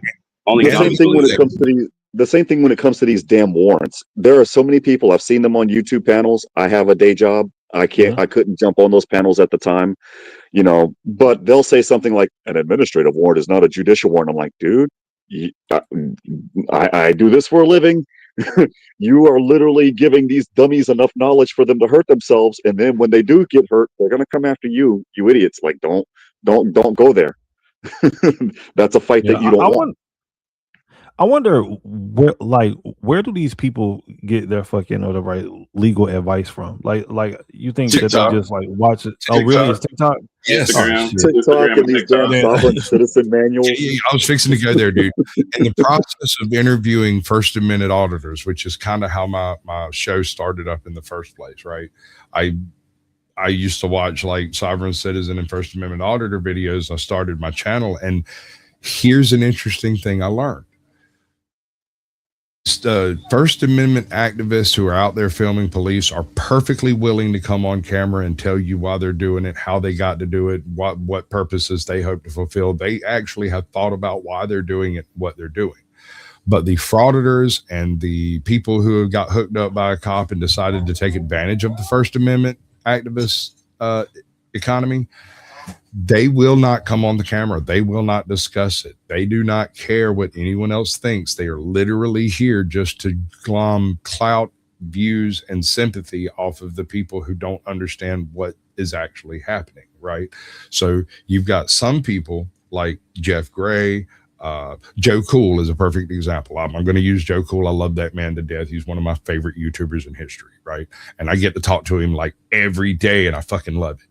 So Joe Cool does this because he truly believes that this stuff needs to be documented in order for case law and changes and policies and stuff to take place. And he is correct. So in my mind, he's doing it for the right reasons. And he has such a dynamic personality and such an infectious laugh that if he chose to do it just for the money, he could make some serious bank by doing a few fake videos. I'm talking, he would triple his freaking viewership and suddenly, you know, be bringing home, you know, 6-figure check every month. But he doesn't do that because that's not what he's interested in. And me and him, we go at loggerheads a lot. Like, not because we dislike each other, but because we're on opposite sides of some specific event, and we'll chop that up for an hour sometimes, and be very vociferous and very vocal. Oh, he's very vocal. I like him too, but to criticize him, I think more could be said. More could be done if he just filmed and act in silence, because he's shown some of the stuff that he's filmed, and I'm like, dude. Yes, it's wild. You got them like they're screwed. Like your video, that's some crazy work. That's some crazy work, dude. He does some crazy work, and I am utterly freaking impressed by it. But at the same time, I have more respect for his critical thinking skills than to believe he actually believes some of the trash that comes out of his mouth. He believes it ideologically, not in the moment on the ground. Although I'm not calling him shallow. If he got tested, I think maybe his views would change if he was tested in that specific bailiwick, right? So I'm not calling him duplicitous. I'm not saying anything negative about the man. He's one of the people on YouTube I can sit and talk to for hours, and we'll just change the subject when we get fed up with a particular topic. Most people can't put it down. I lost where I was going. I'm sorry.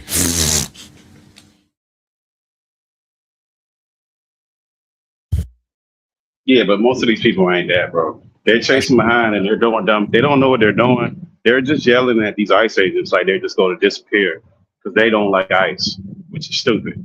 It's an actual agency from the government. It's not going to disappear. They have a mandate and a job to do. You cannot agree with it, but ICE isn't disappearing. So the idea that they're just going to leave is fucking crazy. And the weird double speak that the governor is using to try to place the blame on Trump while claiming a victimhood position and telling everyone to stand up for rights that I don't even think or even know if exist, you know.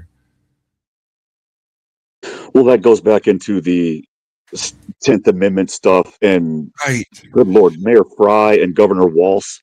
Well, Governor Walz is evil. He's doing this on purpose. He's perverting the 10th Amendment of the U.S. Constitution on purpose because he knows that there are village idiots that don't know what that means. And so since he's the governor, he has the authoritative voice, if that makes any sense.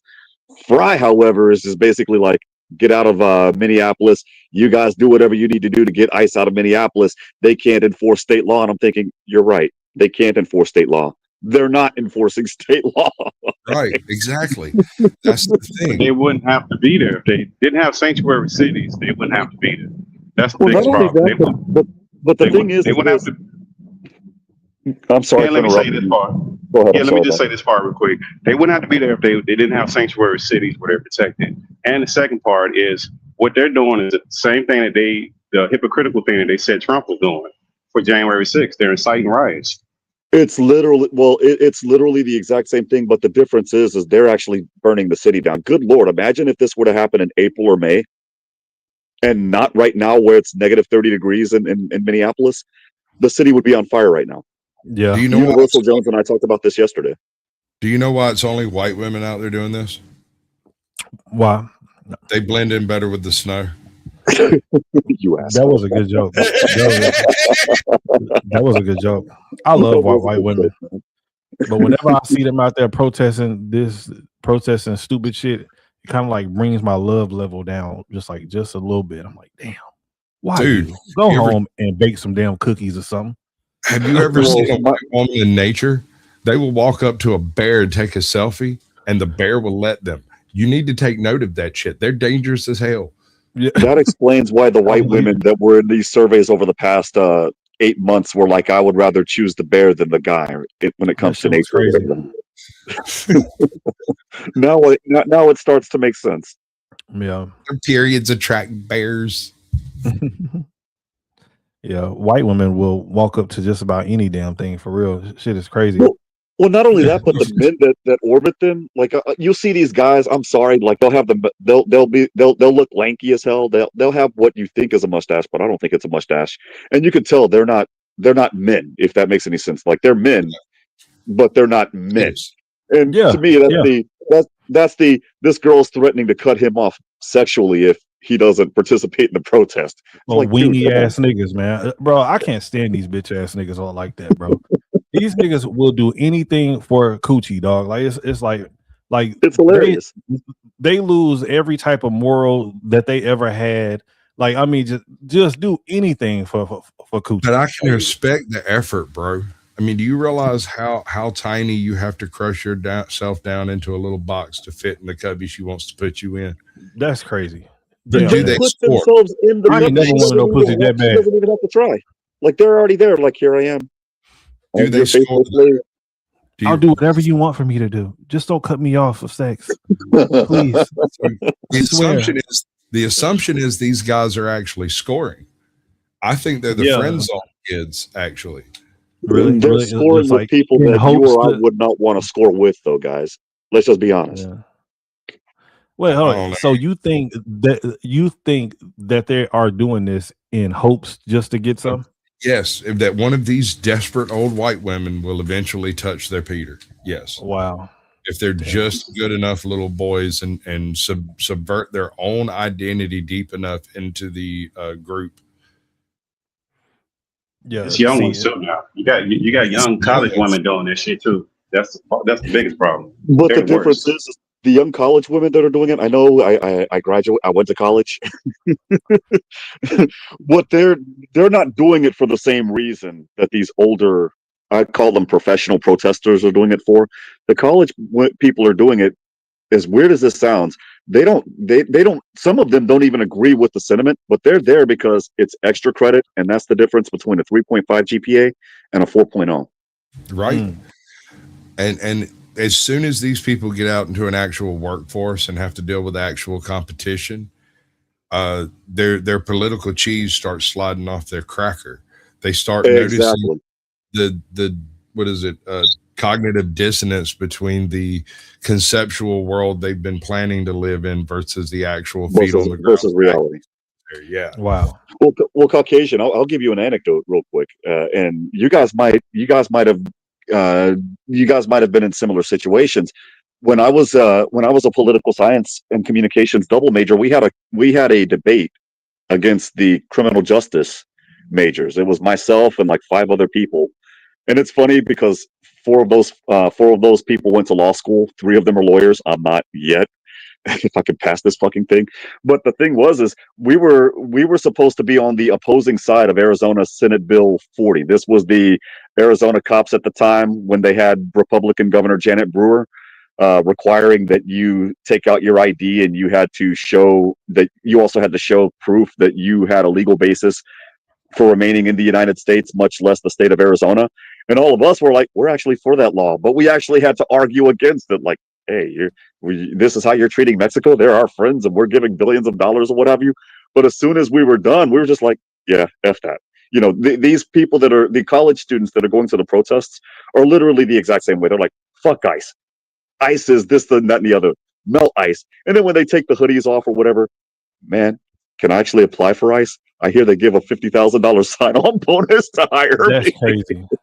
Dude, I know 2 people who have applied to ICE, and I know one YouTuber that did, and he did Well, then I know 2 YouTubers that did. But homeboy, we were backstage. There was like a full panel when the show ended, and we're all sitting around kind of unwinding after the fact. Everybody's lighting up joints and taking shots and lighting cigarettes and stuff. And one of the guys goes, "Wait, there's a $50,000 signing bonus for ICE?" And he brought it up on screen and made his freaking application out and submitted it on the spot. And I was like, hell yeah, bro. Like, go get that bag. I would, because they're hiring. They're also hiring what are known as administrative attorneys for ICE and also for U.S. Citizenship and Immigration Services. But then I saw the pay, and I'm like, no. The pay starts at $55,000 a year. I'm like, yeah, you're gonna have to bump that up another 30,000, champ. Sorry. I'm not. I don't Depends on like. where you live at. Yeah, it depends on where you live at. Oh, well, no, I mean, you're going to be shipped to where the problems are, so it doesn't matter ultimately. But yeah, probably how much you're being offered as a signing bonus is probably dependent upon where you come from, how far you got to travel, shit like that. Yeah, I mean, it is legitimate jobs. This is the problem with we in Goofy Land. We didn't have the ICE since we had the 9/11 bill, so it's not. This ain't no new. It's not a new federal agency. This agency been around since 9/11. And when people were bringing up objections to the 9/11 bill, people were like, "Why do you have a problem with that? There's nothing wrong with it now. What do you got to hide?" And now we're here now, and now people are finding things that they have wrong with it. This is the problem with America. When they hear shit, when it directly affects them. So, can I take a tangent off into the cultural concept of this? If you go and look at the things that are happening in the news today and you compare it to what was going on in the news in the mid 80s, say 86, 87, do you see what's missing? Other than the bank and loan scandal that happened back then? We're real journalists. We don't have journalists. That's the problem. That's true. You're also correct. Both of you are semi-correct. I believe we got the Somali scams, and I think that occupies the savings and loan scandals, right? I think it's the same block. It's the same thing, except on a grander scale. Right. So because the savings and loans stole money from us directly. Yes. They stole money indirectly by stealing money from the federal government, which in turn gets money from us. So what I'm getting at is if you look at the political temperature, the specific imagery that you see on various news programs, it looks very similar to the mid 80s with modern phones and shit, right? Instead of there being DEA and freaking because that was during the period of the Cheech Marin craze, where every movie was about some immigrant getting deported next to his brother who's a citizen. Right. Oh yeah, Born in East LA or something like that. Yeah. I've never seen these movies. I want mine. God, dude, comedy gold. Some of that shit is hilarious. Yeah. Dave's not here, man. I'm Dave. Dave's not here. I'm Dave. Let me in. Who are you looking for? It's Dave. Dave's not here. Dave's not here. My favorite scene, all of that time period. I don't remember. I think it's Nice Dreams, maybe. There's this scene where the guy is going to go try to get some weed, or might be still smoking. Anyway, he goes into this dude's house. The guy's like, "I'll be right back. I'm going to go get it." He walks out of the room, and then this jacked up white girl walks in, right? And he's standing there like bored, waiting for God before she comes in, and he notices a can of Ajax laid over on the freaking counter, and he picks it up, dumps it out on a paper plate, and then he like moves it up into a line and is holding it going, "Man, that shit look good. You can sell that and make you a pretty good bit of money," talking to himself, not talking to nobody. And then some jacked up white chicks walks in, looks at him, runs the rail, looks at him, goes, "I've had better," walks out of the room like nothing happened.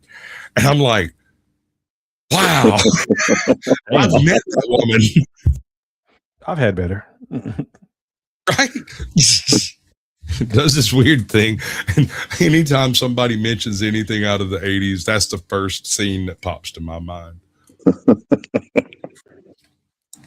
Yeah, but they can't make movies like that. And anytime they try to remake them, they suck. Like they tried to remake Coming to America. They had to par all the jokes down and be so neutral with stuff. It was just stupid. They can't. You can't say stuff no more. Yeah, exactly. The only movie that they made that I thought was semi funny, and I bought it, was Shaft. because you had the three generations of Shaft. The guy that played Shaft in the 70s, Samuel L. Jackson, and then the other dude. You fell for the fan service, dude. You fell for the fan service. You let the member berries choose your No, movie. not really, because there was a line in that Nah, that was movie, good, and that line I repeat every single day now because of it. Was when the little kid was talking to Samuel L. Jackson, and he's like, "You can't hit her. She's a woman." And he's like, "I never assumed her gender. I'm not going after her because of her gender. I'm an equal opportunity ass whooper." Yeah. I'll agree. It's a good film. I enjoyed it myself. I was just kind of poking it. I haven't was seen a that little either. pissed I haven't off. seen none of these damn movies. All right, Where we're gonna have to bud? kidnap I thought I Kev, was under a rock. drag his ass to a theater, and just lock him in for about 2 months. Yeah, right. He's gonna- didn't you say you hadn't seen The Usual Suspects? Nope. Never seen that Reservoir either. Dogs? Reservoir Dogs? Nope. Reservoir Dogs. Oh my God. No. Fucking From Dusk Till Dawn. No, Snatched. The British movie Snatched. Have you seen Snatched? Yeah. Tyrone, Nope. he's a getaway driver. Yeah. What the fuck is it? Oh, You can okay, get away from? hold on. Okay, so listen, look. So if there was one movie, well, matter of fact, give me two because I'm gonna be snowed in. If there was two movies Top that Gun. y'all think that I should watch, what should it be? New movies is Top Gun and F1. New movies. You mean the Top- Maverick, right? Yeah, Maverick. Yeah, the last Top Gun they made was good with Tom Cruise. It didn't have none of this goofy stuff in there. Excellent. And It's just- F1 and the movie they have with Brad Pitt with the race car. That is excellent. New movies. Well, the movies that go into what Caucasian Sasquatch are talking about, I would say Pulp Fiction by Quentin Tarantino. That was a damn good movie. I've seen that one. And Catch 22. Catch 22. That's a good one, dude. Catch 22. Catch 22 The is hard Maverick. to film. It's Top one of the Gun, few The movies that if you see the movie, you'll actually understand the book. Right. That's one of like three movies that does that. But it's so absurd. It is so absolutely absurd. And the source of that absurdity is the ineffectiveness of the federal government and its logistical systems and capability of providing for its soldiers. Every single unit had a guy who went out there and wrote stuff for the unit because the government wasn't doing it. I would say what was the name of that movie? Hold on. Friday. No, My Blue I got Heaven. one for My him. Blue Heaven. Hold on. Watch My Blue Heaven. One of the best comedies, gangster films you've ever seen, and it is in a outfit that says it's like a family film. It dresses up like it's just a good hokey moving to the country and having a good time thing, but it's all about a mob boss who turns state's evidence and has to move into witness protection. But he doesn't like the idea, so he doesn't do anything different. Instead of, he ends up setting up numbers games and shit in the damn gated community he moves into, and then finds out all of his neighbors are fucking other stool pigeons. It's great. It's a great film. It's excellent. Okay. So basically, it's a biopic of Sammy the Bull Gravano, right? Reservoir Dogs. Yes, it is actually. Watch Reservoir Dogs. I want to say The Usual Suspects, but you'll need, after watching all this dense shit that they're suggesting you watch, you'll need something to kind of spread your brain out on a little bit. My Blue Heaven's a good one. Leap of Faith is also a really good one. It's all right. So far I got F1, Catch 22, Top Gun, The Maverick, My Blue Heaven, Born in East LA, and Reservoir Dogs. And that's Man on Fire. I'm gonna watch that this weekend. That sounds awesome. It's a good list. And Man on Fire. Denzel Washington and Man on Fire was that's a good list. I've seen that one. I have seen, you have seen that one? Men on Fire. Yeah, that's the one like with that one little girl or something like that. He was trying to save her or something. Yeah, when he was in Mexico City and he goes out and Pita Ramos gets kidnapped. That Yeah. movie, I'm sorry, there are two classic lines in that movie. The first one is when I forget the fat actor, may he rest in peace, but he says anybody can be an artist at anything, cooking, painting, music. It just matters on how good you are at it. Chrissy's art is death, and he's about to paint his masterpiece. And then the second part is when Chrissy has that, when Denzel Washington's character has that exchange with with the guy that played Daniel Sanchez. And Daniel Sanchez was like, "Well, you have my family, most of my family. You see, my wife and I are separated. Well, how that goes. Tell me how much money you want." And then Denzel's like, "Really? Your brother wants to talk to you." That's funny. All right, Sasquatch. See you later, bro. What was your movie, Leonard? My movie, it's a classic. One Who Flew Over the Cuckoo's Nest. I never seen that either. But I haven't Jack heard Nicholson. I've heard the name. Early Jack Nicholson. Like before I was born, Early Jack Nicholson. Yeah. Early Jack Nicholson. And as a Man on Fire, when Denzel was like, "Revenge, it's a meal best served cold." I'm like, damn. Oh, right after he gets rid of Jorge Ramos, the cop. Yeah. Yo soy profesional. Yo sí soy profesional. Yeah. And he's like, "Yeah, I'm a professional. Blah, blah, blah." I keep hearing everybody say that. "Man, let me talk to you." No, you don't have time. I got plenty of time. Hey, come on. One last wish. I wish you had more time. Man. All right. That movie has some lines in it. "I'll give you a life for a life." What life? "I give you a life for your life." What life? Peter's, the girls. Peter's dead.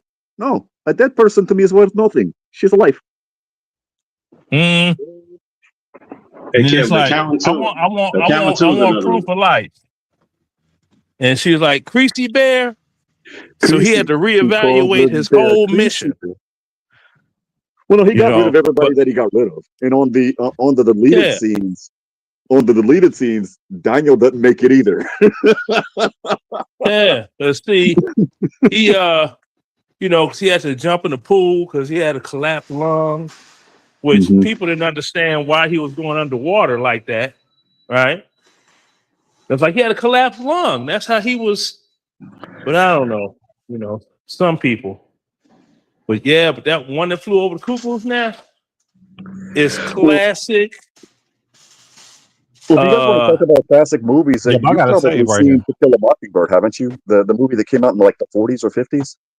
Still a damn good movie, a damn good book. Yeah, well, that one I don't have a movie now. If you want to do a comparative thing and laugh, right?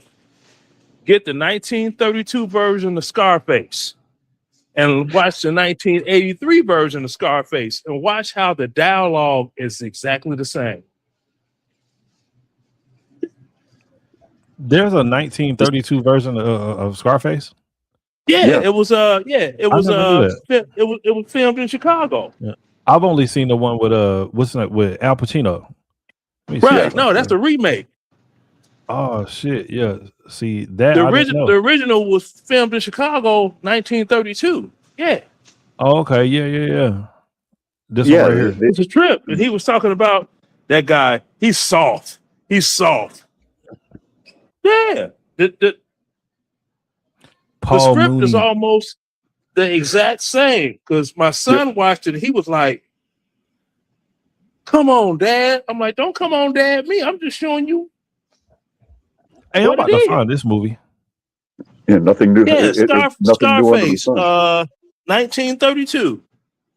Like I said, and the dialogue and everything. The only difference is Scarface 1932 was bootleg alcohol, and the one they did. He wasn't Cuban.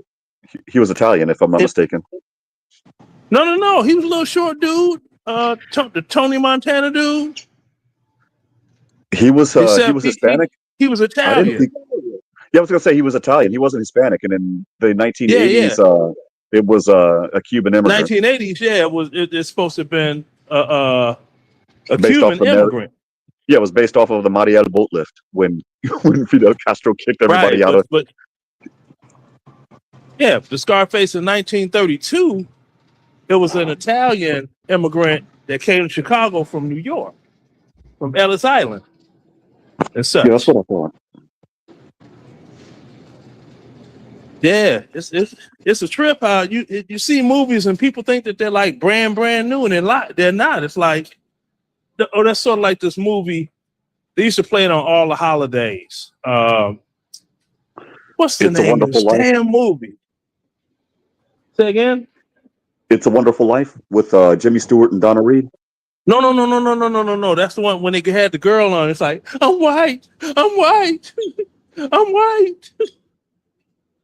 She was black, but she wanted to be white. I haven't seen that one. Imitation of Life. An Imitation of Life. That's a remake. That movie wouldn't have made it today. That movie, if they were to that replay movie's a that today- remake. The original one was from the 30s. But when was the first one? In the 30s. The I'll one be with right back. Paulette Colbert was in the 50s.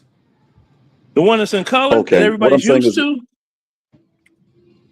Right. ahead. Well, if they were to remake that movie for a third time, that movie would get canceled today. Well, what are you trying to do? You're trying to basically say that girl can't be fine as a black woman? Oh, Yeah. There's a bunch of movies they canceled today they could not have from back then to today.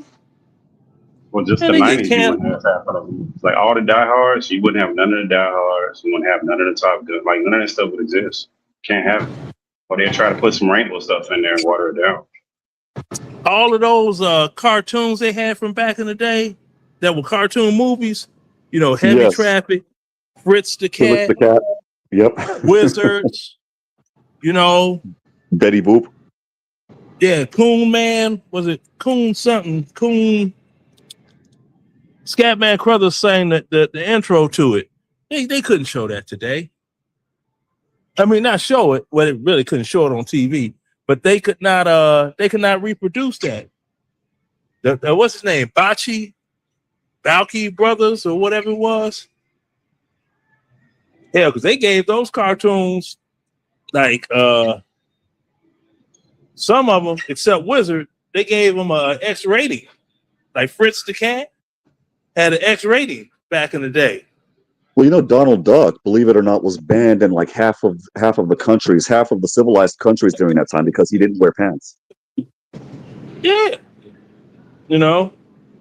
It's a bunch of stuff that, Well, the will get Jeffersons, you canceled. couldn't have them. Yeah, you couldn't have Jeffersons, Red Fox. Like, it's a ton of stuff you couldn't have. None of that stuff would exist.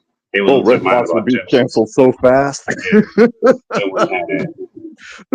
All in the Family definitely would have been canceled. Yeah. Yes. That's over with. That's Definitely. Yes. over with. Well, The good old well, I days. can't get Where the you at, Walmart, nigga? Walmart. No, I'm buying groceries at Walmart. I'm at Kroger. They got a Oh, sale Kroger. on crab legs. Man, it must be nice to be able to get outside and do shit. Yeah, I had to can't wait do a for it to damn rain thing. to make sure it wasn't no slippery slick. And then when I drove out my driveway, somebody was driving real fast, blow their horn and switch lanes. I was like, I don't care what you do, because if you would hit me from behind, that means I was already in traffic and you were driving too fast, because the speed limit on the road leaving my home is 25 miles an hour.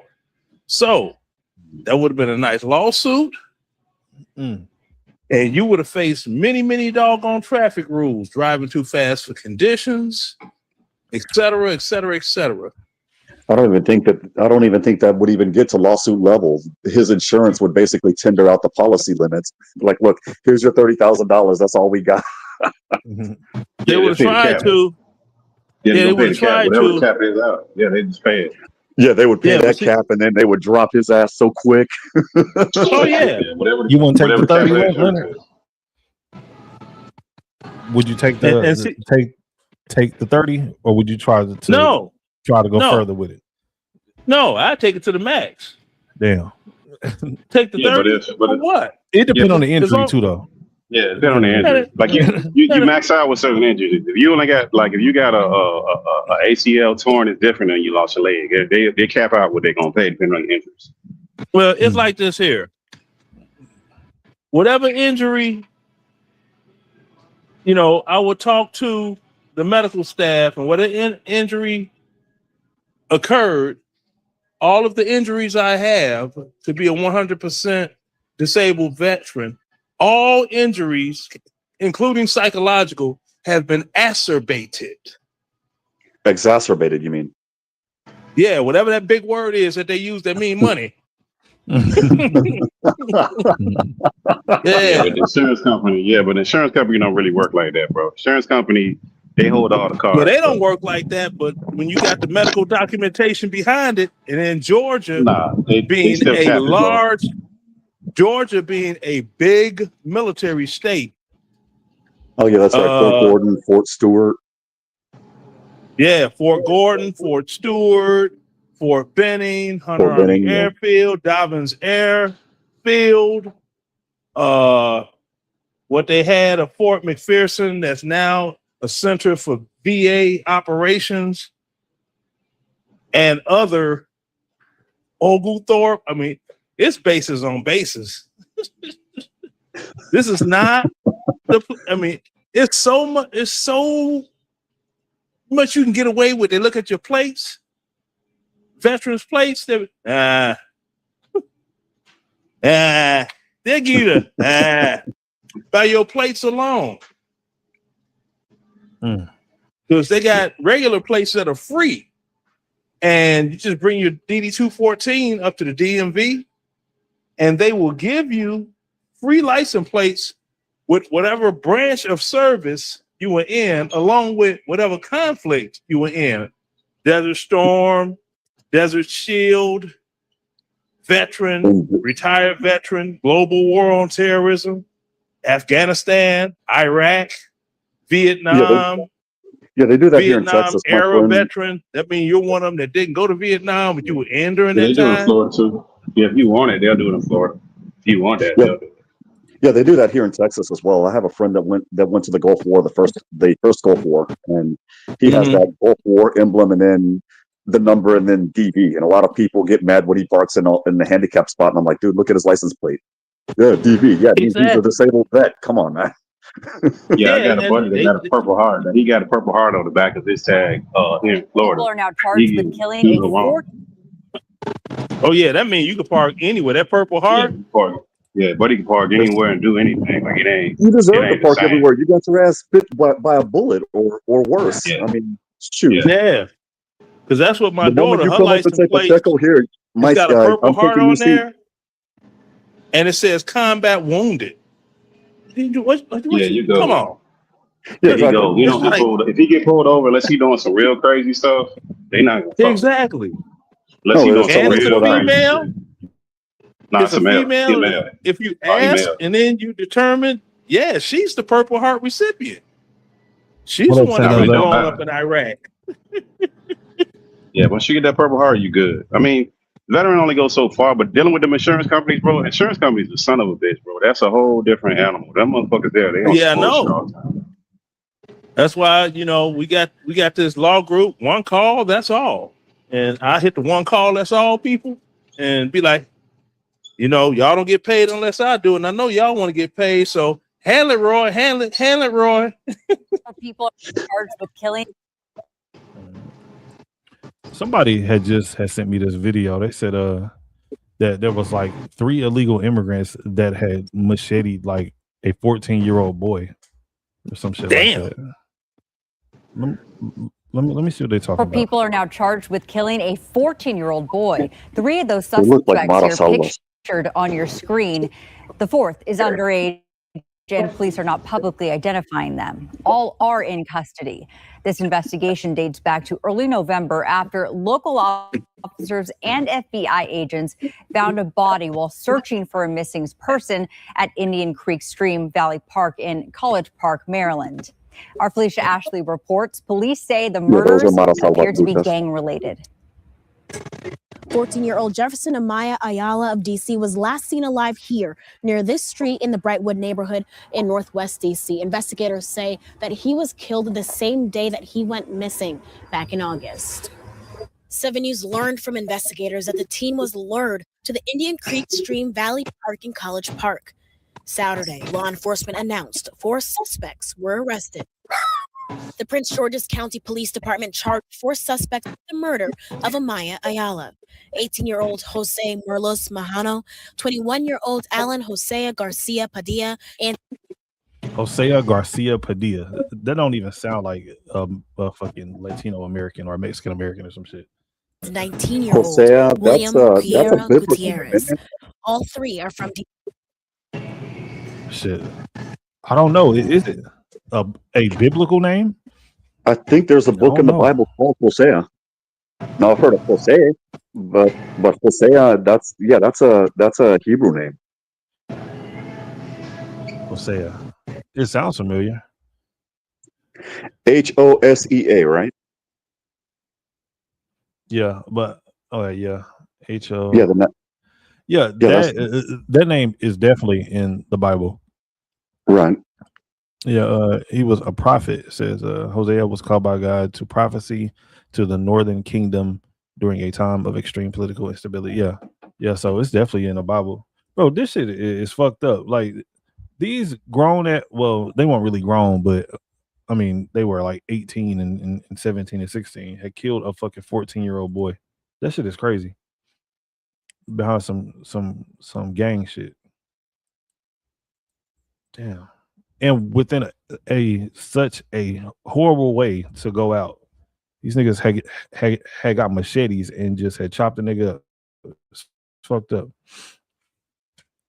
Damn. 21-year-old Alan Josea Garcia Padilla and 19-year-old William Guerra Gutierrez. All 3 are from D.C. A 4th suspect is a 17-year-old from Hyattsville. In November, the FBI, MPD, and PG County Police were looking for Amaya Ayala in this park. Instead, so they said that they are all from DC, but then whenever you start looking it up, it says that all 3 face deportation. I think they're Salvadoran. Yeah, that's I'm about to say that's the MS-13 stuff. Any of that stuff right there is the MS-13. Them names and all that craziness, that's where they come from. Mm-hmm. Yeah. Found his body. The medical examiner ruled his death a homicide and found multiple injuries on the 14-year-old's body. Investigators say Amaya Ayala knew at least one of the 4 suspects and said that the murder appears to be gang-related. 7 News confirmed with a source that it's connected to the MS-13 gang. Guerra Gutierrez and the 17-year-old are in custody at the Prince George's County Department of Corrections. Merlo Mahano is in D.C. Garcia Padilla is in custody in Alexandria. Both will be extradited to Prince George's County. Investigators have not released the details on where in this park the teen was found or what led investigators here. Although they say this killing was gang-related, they say they're still working to find out what the motive was and what led to this crime. For now, reporting from College Park, Felicia Ashley, 7 News. Damn, that's fucked up. Yeah, rest in Yeah, peace. that's all MS-13, bro. Listen, bro, that's all MS-13. You start dealing with the type of names and all that foolishness. That's all that El Salvador stuff, bro. Where they don't know they had something to put them in that prison, bro. And like that's that prison. You know about that prison, right, Kevin? That they got over there, where they keep all the lights on. I've seen some videos about it. Yeah, the terrorism confinement center. Yeah, they don't fuck around over there, but they had no choice. You look at the murder rate before they had their prison. Look how many motherfuckers was dying over there, bro. That shit was crazy. It's so good now that the people that applied for asylum from El Salvador and got asylum from El Salvador that are living here in the United States are going back. Like there was a deal that what's his name, Bukele, did regarding the mineral rights for some of that land. I have friends that have coffee fields out there, and the moment they gave them all of their mineral rights, a plot of land out there that was valued at $25,000 30 years ago, now jumped to like $2 million overnight. And so now they're going back home because it's a great time to invest, and they don't have to worry about village idiots, such as the idiots that you showed on just now, extorting them for their escrituras, their deeds, or extorting them for the taxes or anything like that, because they're all getting locked up. The next place right now, believe it or not, is Guatemala. After what happened last Sunday with the cops, they're building a similar prison structure in Guatemala City to send all of in Guatemala, it's the 18th Street gang, all of their members over there for the same thing, so that Guatemala can actually become stabilized again, so that the Guatemalans that live here and in Canada can go back. Yeah, but that guy Good shit. became Hey, president. give it all First of thing he them. did when he came in, the first thing he did, Kev, he locked up a bunch of politicians. Politicians were the first people he locked up. He didn't lock up gang members first. He called a hearing. They was all corrupt ass and up shit. to see what's going on. Yeah, It wasn't that's just good though. it Shit. wasn't They just need any to do that politicians either. in Mexico. Let Kevin know what type of politicians they got locked up. They would be they're equivalent of our Democrats. All got hauled Oh, up. really? handcuffs.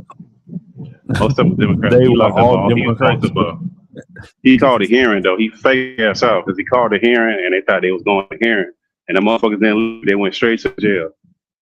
No, they had a hearing, but the problem was that they thought that the judges that they had in their back pocket were going to be there, and what they failed to realize is that Bukele fired those judges first and brought on his own judges, and then he brought them in, and the hearing was basically expedited. It was basically, you did such and such, this is your signature, okay, off to jail you go. Clean that shit Good up. for them, then. Good for them, then. Cleaning up that shit that down there, bro. Good for them. Exactly. Mexico I agree. needs to do the same shit. Like, why do y'all think that Mexico is so fucked up like that? Like, or why won't they like arrest anybody? Like, they don't. It's just like the cartel is just running shit down there forever. Because the cartel's tentacles are in everything. That's the problem. So let's say that I decide to run for the PRI, the Revolutionary Institutional Party, which was the equivalent of the Democrats in Mexico, or I were to run for the National Action Party, which is their version of our Republican Party. What'll happen is I'll come in with my campaign ideals that the people will like. And then and then what'll happen is somebody will sit me down and have a meeting, and they'll give me a suitcase full of money. It's a doctrine known as plata o plomo, silver or lead. And if I say, no, I'm not going to take the money, go F yourself, I'll end up doing a campaign event a couple of days later, and I won't make it out of that campaign event alive, is what will happen. Wow. Damn. So But if you Mexico notice- is going to be fucked up forever. We're basically, you know. I don't know. Here's the thing. After Trump said that he would authorize surgical our troops to go in to take out the cartel strongholds, Claudia Sheinbaum they call them mañaneras. If you've ever seen the White House press conferences, the mañaneras are Mexico's version of that, the press conferences. Yeah. She, over the past couple of weeks, has looked shook. Matter of fact, it was even before Trump threatened to send military into Mexico. It was when we picked up Maduro, like, you're coming with us. Mm-hmm. She and Gustavo Petro, the president of Colombia, those two look shook every time they say something, every time they have a press conference. I don't know what it is, but their demeanors have not been the same since. Yeah. You know what, so I don't think that she would say like that she would be like, Donald Trump, please just like come down here and take care of this. But like, she needs to start having like private conversations with Trump or some shit. Like, hey, listen, bro, look, I'm scared. You know what I mean? Like, they on my ass. Please come down here and help us out, bro. Like, or something. I don't know. But go ahead. No, go ahead. I didn't mean to interrupt you. No, because I was gonna say like that even if Donald Trump did send troops down there to go after the cartel, do you think that would be enough? Because there's just gonna be somebody else that's gonna come up and be like, hey, you know what? Like, so I'm the leader now, or some shit. Like, or do you think that he could just like kill it all? But it's no reason for us to do that, Kev, though. Look, Kev, there's no reason. I think we're looking at this wrong. There's no reason for them to do that. We run the car. Who do you think selects the presidents and all that stuff? The CIA is heavily involved in Mexico. Like, heavily. The conspiracy theories aside, to answer your question, Kev, I don't know. And the reason why is because when we threatened to go in there and grab Maduro, I mean, I'll be quite honest, I was one of the few with my friends in Latin America that thought it was just fun and games. Like, we had memes where it showed the US with the F-35s and the F-22 Raptors, and it showed the Venezuelans, with cardboard jets or what have you. We all thought it was just fun and games when we saw what they did in less than 3 hours. And then when the stories came out, there was an interview of a Cuban soldier in the hospital bed, and he said, and I quote, "I don't know what the hell hit us. Like we were ready for formation because we knew that there was a helicopter strike coming in. We didn't know where because they took off." And this is how shitty the Chinese tech is, by the way. The newest Chinese radar systems that were given to Venezuela last month, we took that shit offline in seconds. Damn. And he said, like, they were in formation, and then the next thing they knew, the lights went out, and they found themselves trying to pick themselves up off of the floor. And then they fast forwarded to another interview with one of Maduro's top security guys, and he said that they threw something. It was like a grenade, but it wasn't a grenade. Whatever the hell it was like a sonic blast that made them drop to their knees, and they were throwing up blood. Damn. Yeah, that's flashbang. That's a flashbang. No, this wasn't a flashbang. This was something else. The military ones aren't the same as the ones that they use. They're not the same. Like, okay, the military ones, not only do they make the bang noise, the luminance or the lights that come off of them, it's a crazy light feature that comes off of them. They're completely different than the ones the cops have here. So it's going to seem different. Well, and you might be right. I'm not discrediting you, but here's the other thing. Yesterday on Twitter or X or whatever the heck people want to call it, Pete Hegseth actually admitted to us using what are known as directed energy weapons in Venezuela. So I don't know if this were conventional, if this were 1980s, 1990s, early 2000s, regarding the CIA picks and things like that. You might be right. I wouldn't know, but right now, I think we have the weaponry and we have the administration in place that has the balls to use it. Pardon my language. Pause. That we would be able to actually go in surgically. So if we find out that somebody's doing the Plato Plomo thing, that specific person will be taken out, and we're not even in the country, or we're high above an altitude that they can't reach us. I don't know. But I'll give you something that you may or might not know. Citgo, look up the Citgo bankruptcy. Citgo, the oil company, they went in bankruptcy. All this stuff was finalized like 2 months before we went in. If you look at that bankruptcy, the person who won the bid was the Elliott Management Group. The person who owns the start of the Elliott Management Group, which is a traded company on the stock market, is Paul Singer. If you look up Paul Singer, he won that bid $2 billion less than the closest person to bid. They were bidding on all the equipment with Citgo. Some kind of way he won and went to court. The higher bidder went to court. They lost. Then we went to court and they lost. And then all of a sudden, 2 months later, we went right in Venezuela where Citgo has all their equipment and they're the first people to pump the stuff out. So that's all CIA stuff. Right. That's the kind of stuff's been going on for a long time. That's not really new. It's just we found out later with the Halliburtons, the Citgos, all this stuff we found out later. And that's public information. You can look that stuff up. Anybody want to look into it, look into Citgo bankruptcy, and you'll see exactly what I'm talking about. The lawsuits and the data and all that stuff in there. Yeah, that's like the military be having certain shit, bro. Like it's like things that you can't even imagine. If they can just like hit you with some shit that you just all of a sudden are picking yourself up, like, man, what the fuck had just happened? I don't want to be on the bad side of the U.S. military. Matter of fact, I don't want to be on the bad side of nobody. You don't want to be on the bad side of the U.S. period. Yeah. Yeah. Hey, but okay, so let me ask y'all this, right? And I'm pretty sure like that I know the answer to this, but I want to hear what y'all got to say. What do you think would happen if Trump had went into China and he had got President Xi, how they had got Maduro? What do y'all think would have happened? Oh, they would hit the button, bro.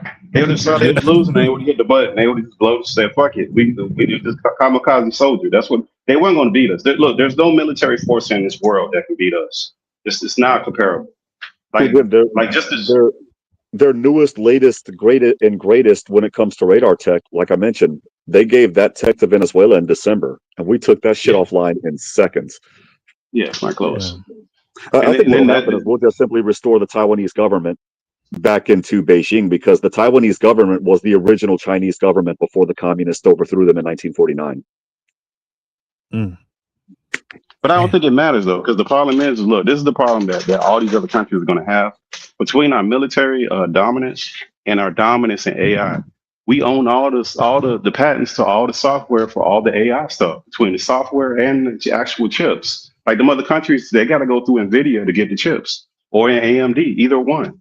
And those are both American companies. And if they want to copy it, the machine that makes it is ASML. That's another American That's an company. American And company. even if they stole the machine, guess what? There's a kill switch on the machine to destroy the machine remotely. So there's nothing they can do to like just copy our stuff like that. And we so far ahead of them. Not saying that they can't catch up, but as of this moment, they're nowhere near where we are. No, we're about 100 years ahead of them. But what they can do is they can disrupt us in other ways. They are.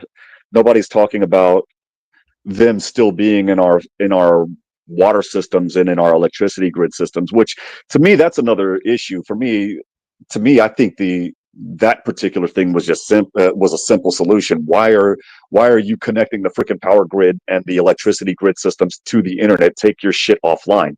You can still distribute electricity manually. You can still distribute water and gas, natural gas manually. Take our shit offline, because the Chinese government, they're still in our systems. They've confirmed that they have backdoors in our infrastructure. So you're right. When it comes to AI and things like that, we'll mop them. When it comes to weaponry, again, we took their shit offline. I mean, they would lose within a matter of minutes, in my honest opinion. However, if we were to take Xi out and some other guy were to come in, like they had a COG system, a continuity of government system similar to ours, then they would just simply turn all of our lights off. ERCOT would go down, the Western grid would go down, and at that particular point, it would. Yeah, but you know why that is. But let's deal with that. Let's deal with the infrastructure. The reason why the infrastructure is the way it is. I'll give you a simple, people who don't know, look up Gavin Newsom. Look up Gavin Newsom's contributors and his main contributors, even at Davos. He just went to Davos and had this whole ridiculous speech against Trump. He's a governor of a state. The state did not pay for him to make that travel to Davos from the state of California.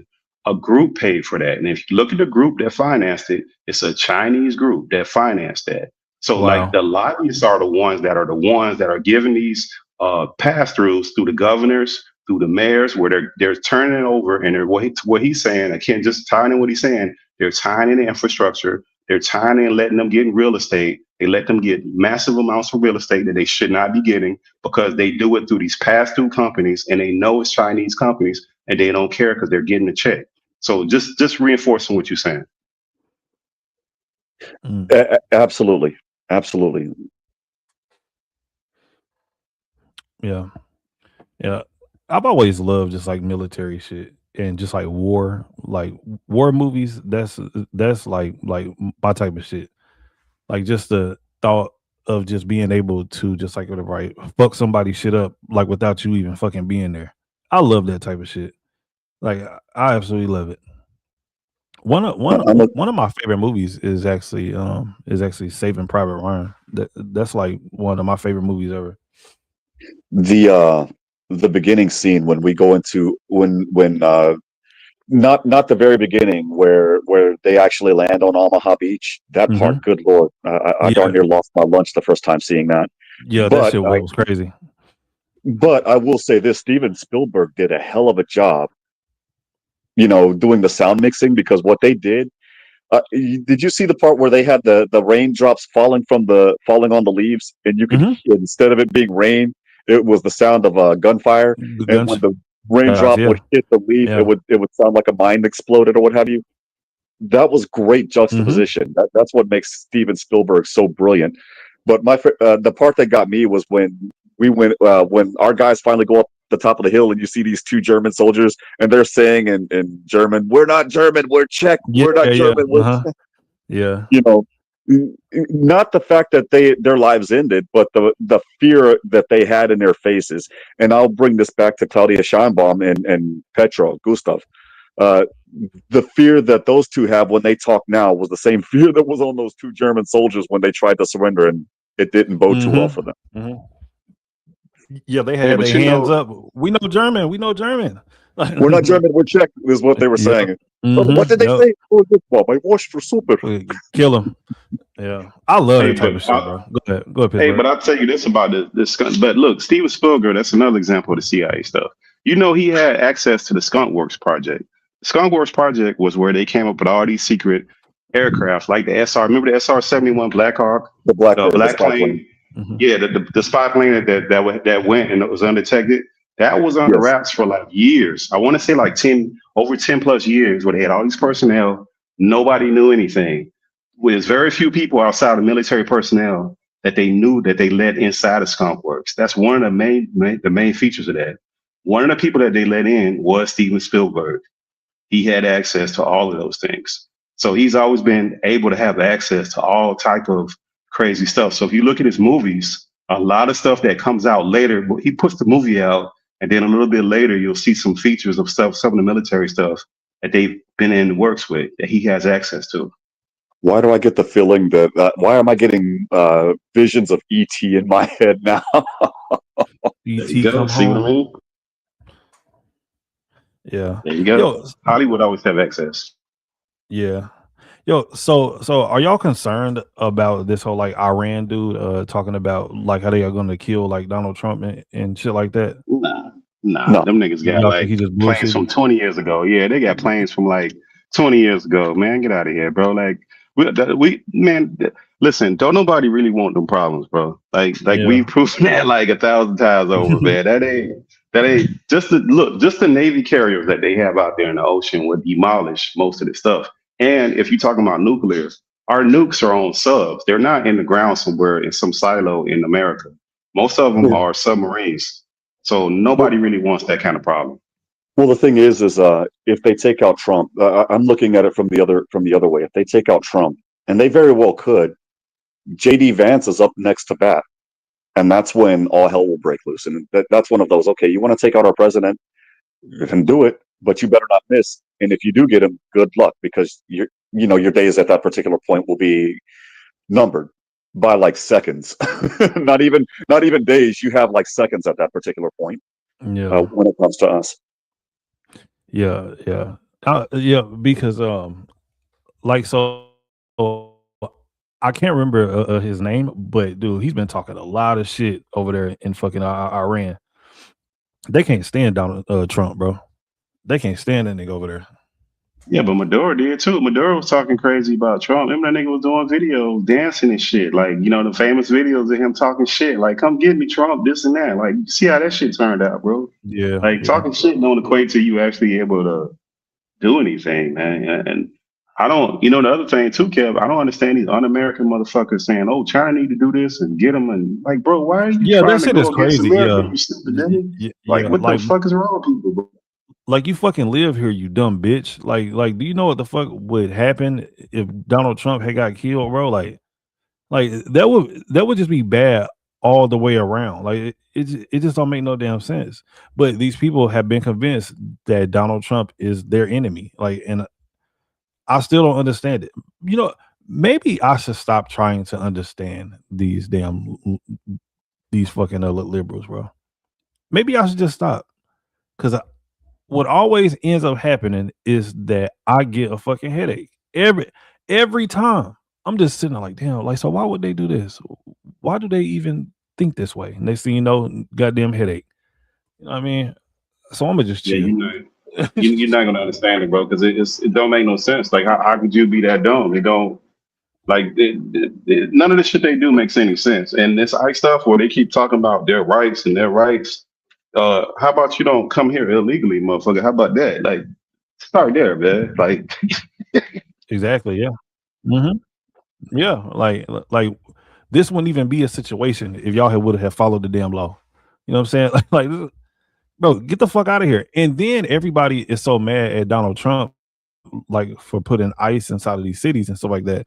But if these like states and cities, like if these like mayors and governors like would actually work with Donald Trump instead of actually fighting him on it, a lot of this stuff would not be happening. Like that fucking Renee lady, like she would still be alive.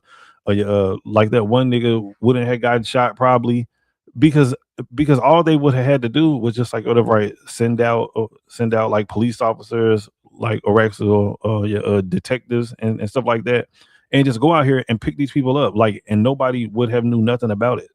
But everything is such a show now because they have to go against Donald Trump, like, and it just doesn't make any sense. Like, it's like, bro, they are the reason why this is happening. The reason why you have ICE agents walking through your neighborhoods is because your governor and because your fucking city officials is because they keep on fighting against Donald Trump. It just don't make no sense. Like their anger is put inside of the wrong place, or their frustration, whatever the fuck you want to call it.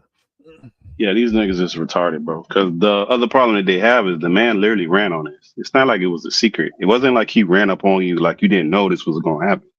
Like that was literally like one of the cornerstones of his campaign, bro. So I don't really get the outrage behind this. It's all stupid. And on top of that, the other problem that they have, which is stupid, they keep saying they're doing jobs nobody wants to do. Well, between the machinery and the AI, they don't really need the motherfuckers no more. I don't know what part of that they don't fucking understand, bro. Like that shit. And the other part is, why would you want a motherfucker basically to work for slave labor? That's what you're saying. Because they can work under the table for a little bit of nothing. That's what you want. And you're okay with that. Like, that doesn't make any sense. Yeah. Because I seen Jasmine Crockett, she was doing a Congress hearing. This was like a few weeks ago. And she said, like, so who are we going to have to pick our strawberries if you kick everybody out? Like, man, come on, man. Like, now just imagine if that was a white person that had said that shit. Now, who are we going to have to pick our strawberries? Nigga, they be like, this bitch is racist. Yeah, but she be cosplaying, bro. She play like what's that lady from Martin Lawrence? Like Janae from Martin Lawrence. Yes, Janae. Cosplaying, bro. That chick went to private school. She got a bunch of education. Like, there's no way that she talks like that and act the way she act, bro. She be cosplaying, bro. She like stop. Nah, that chicken. And then I ain't never seen her get like that fired up about no black issues, bro. No, like, never, bro. Never. Never. Now and you this is crying over another thing immigrants, bro. too. Stop. Yeah, like, bro, this shit don't make no damn sense, bro. Like, and I had watched some of her old interviews and stuff like that, bro. She did not talk like that at all back in the day. Like, she literally sounded just like a little like white girl or some shit. Like, she didn't sound ghetto, hood, none of that, like nothing. And I was like, bro, like, who the fuck is this lady now? You know. But hey, but this is what a lot of black people like. Like, if you start acting like ignorant and shit like that, niggas will just follow you. Like you don't even have to even be saying anything for real. Like, but as long as you can move your head like this and kind of like whatever, look like you are saying something or just say something bad about Donald Trump, niggas will follow you. Like, for real. Yeah, that's basically what she doing. And then niggas are saying, "Oh, she got education. How will we know? Yeah, how would you know?" exactly. She, like, talking like that. How the fuck would you know with somebody who moves around like that? What's the point of getting education? And you're gonna that would be like me getting PhD. Yeah, that'd be like me getting PhDs and doctorates, and I'm using hood slang lingo. Like, why the fuck would I do that? That makes no sense. Like, what's the point of education if that's what you choose to do? Just stupid nigga shit. Yeah. Yep. And then all these black women out here are talking about like how she be on here, like how she be out here eating everybody up and all this stupid shit. Like, bro, she not eating nobody up. And then whenever you start doing a research on what she's actually saying, like, she's fucking lying. Like, a lot of the shit that she be saying, it doesn't make any damn sense. Like, you go and look up what she's saying. Like, bro, it could just be a basic damn Google search or I guess like Chat GPT. And she's full of shit. Like, she's full of shit. She come with a bunch of fucking emotional arguments that don't make any sense, and people just fucking believe it. Mostly niggas though, because I don't see no white people out here really talking about it for real. Remember she accused one of them senators of being on the Epstein list, and it come out to be it was a Dr. Epstein that she was emailing the Yep. guy. Yep. Sit up there and said some crazy shit, and then she wouldn't even admit she was wrong when she got caught. She said, "No, I had my Yeah, she team wouldn't even looking into it." apologize for it. This shit was crazy. Yeah, Man, like, girl, go ahead. Nah, but I just think all of that shit, people like the problem is these fools nowadays, they so heavily party that they can't call out right and wrong. Like this shit ain't that complicated, bro. Like it's just really Yeah. not, man. Like it's some Yeah. shit I don't agree with Trump, but for the most part, I agree with majority of shit he does. Like all that war shit, I ain't really with it because I was in the military and I know the dangers of that shit. People who like, let's go get them, get them, get them. You not at risk. You've never been at risk. You don't know nobody that's ever actually done that. I think we got to be real cautious in doing that kind of shit. Setting that aside, the majority of the other shit that he did, I'm down with majority of that shit. But these damn Democrats, where they want to make these dumbass social issues about women's rights that they don't actually care about, and the rainbow community is fucking stupid. And now immigrants, that's dumb shit. It's not gonna help their country. Yeah, yeah, they fight for some of the most stupidest shit. Like you are right, bro. And a lot of it is nothing but fucking like it's just like hypocrisy, anyways. Like so they want to fight for women's rights, but then they want for men to play in women's sports. Like that don't make no sense. Just like which one is it? Like you want to fight for women's rights, like you want to keep women safe and all the stupid shit, but you want for them to be getting dunked on and motherfucking beat up inside of a damn boxing ring and all this other crazy ass shit. Like, bro, this shit don't make no damn sense. Not to mention the vid. Let's not hit the COVID when you forcing like so you could chant my body, my what they were saying, my body, my choice, but now you gonna force my them body, my to choice. say the COVID. Yeah, so like if somebody wanted to take it, which I took it, that's your choice. But you're not giving nobody the option. And that ain't got nothing to do with no women, so we gonna ignore that shit. Like, bro, they be on the dumbest shit ever. And they be pushing that shit heavy and they hypocritical. You see all the people that Biden pardoned when he left? Remember that shit? Crazy. See all the people? Trump do the same shit. Watch how they flip out. Remember they started this stupid shit. Yep. Yeah, somebody has sent me this yesterday. It says, just comply with ICE the same way you wanted us to comply with shutdowns, mandated vaccines, and masks. Just comply. Just comply. Yeah, or just act like the black folks, bro. Ain't that what they ain't the training they give you that, Kev? Like the winking and all black people tell you just don't fight with the cops, just comply about it. Don't sit there and argue with them. Like they want to be like in their face telling them what they can and can't do, calling them fake agents, this and that, like they security guards, stupid shit. But you'll go through TSA with no complaints. Like make this shit make sense, bro. It's crazy. Yeah, like bro, these people are fucking crazy, bro. Yeah, man. Damn. Ignorant ass people. And I look back because I used to actually be just like that. Bro, I was one of the biggest Donald Trump haters. I thought that Republicans were fucking horrible. I used to really, really believe that shit, bro. And then I just woke up one day like, man, hold on. Let me just like go to right look into Donald Trump just a little bit more. And then whenever I started looking into him, I was like, man, you know what? Like, bro, I actually agree with most of this. But I was so used to being fed like bullshit and just like believing it, because I don't think that most of these people actually do like research for real. I think that they just like watch like a news story or one of their favorite like podcasters or some shit, and then they just automatically believe like whatever the fuck they say. I look up every damn thing. Yeah. Well, the Even first the time he podcasters ran, who are my favorites. But yeah, go ahead. Yeah, but that's what they listen. This is what they felt like. This is why they're gonna lose again, because they doing everything but self-reflecting on why they actually lost. Because a lot of people, including myself and probably you, I did not vote for Donald Trump the first time, and I know a lot of people that did not vote for Donald Trump the first time. But the candidate they put up was so fucking bad that people not voted for him. So instead of them saying, "Hey, we got a bad candidate," they say, "Hey, you guys just don't like voting for women. Y'all don't like women." Instead of them actually fucking figuring out why this motherfucker lost at such a crazy rate that they had to go back to Ronald Reagan to figure out somebody who lost that fucking bad. They just want to blame everybody instead of blaming their fucking self because they came with a bad fucking candidate. Yep. And they did it twice. They did it with Kamala Harris and they did it with Hillary Clinton. Yeah, like it's like, man, like they just refuse to to look in the mirror. The things that y'all support is the fucking like minority, bro. Nobody wants this bullshit. The majority does not want this. But I look at it. I look at it like this though. I'm glad that they refuse to look in the mirror for real. They just have the same old tired ass playbook. Just blame Donald Trump for it. Blame this on Donald Trump. So I'm not mad at it. Keep it going. Keep it going. Yeah, that's just kind of weak, Kev. And even now, like when you look at TV, they narrate everything. Like that CNN stuff that they was doing on that first lady, the white lady that stood in the Renee lady that stood in the streets, they only show you certain angles of that shit. So it pushes the angle, the narrative. Yeah. So all this is narrative. Even that stupid Don Lemons guy, like you see how ignorant he is now that he's not on CNN. You see how dumb he is, bro. Like that guy's a dummy. He's an idiot. He's an idiot. That whole church thing they did, bro. Like, come on, man.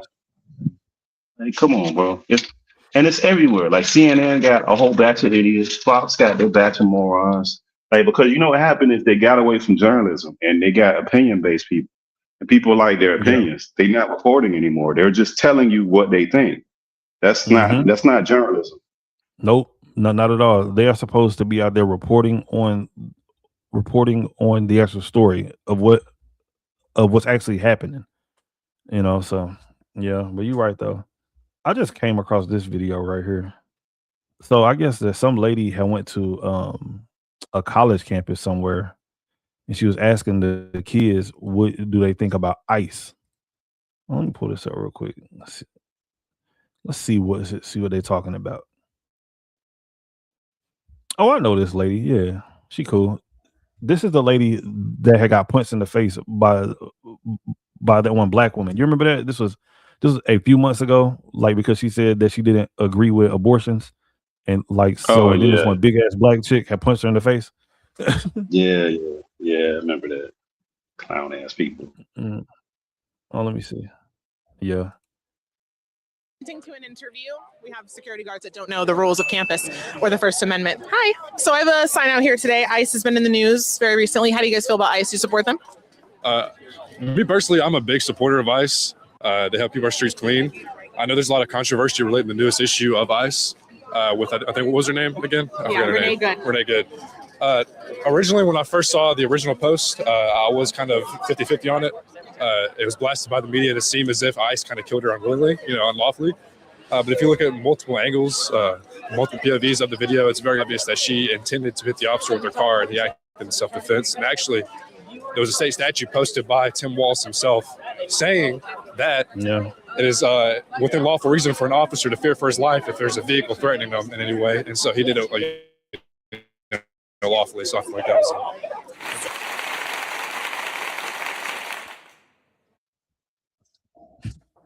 I like that kid. Yo, I was expecting for him to say just some more ignorant ass shit, but he didn't. I really was thinking that. Well, she let him finish. The good thing about this lady, unlike Don Lemons, he would have interrupted him. You think that's right that the lady died? Like he would let the dude finish. Like that's what you do when you ask somebody a question. You let them answer. You don't try to manipulate that fucking answer. You take the answer and whatever it is, that's what it is. You ask the question, let motherfucker answer. Yeah. Hell yeah. Shout out to this lady. Yeah, she cute too. Let me play some more. You know how easy it is to do your research, you guys, and not just go off of one single video. How do you feel about ICE? You got it. Yeah. So good to meet you. Nice to meet you too. All of these women in these photos, well, some of them aren't even women. She was only 12. They were brutally murdered and raped, then murdered by illegal immigrants, people that never should have entered this country. They would have still be alive today if Biden wouldn't have had our border wide open for 4 years. I agree. Yeah. There's people on campus who refuse to condemn the men in this photo. You got it. You walk among people who refuse to condemn rapists just because they're illegal immigrants.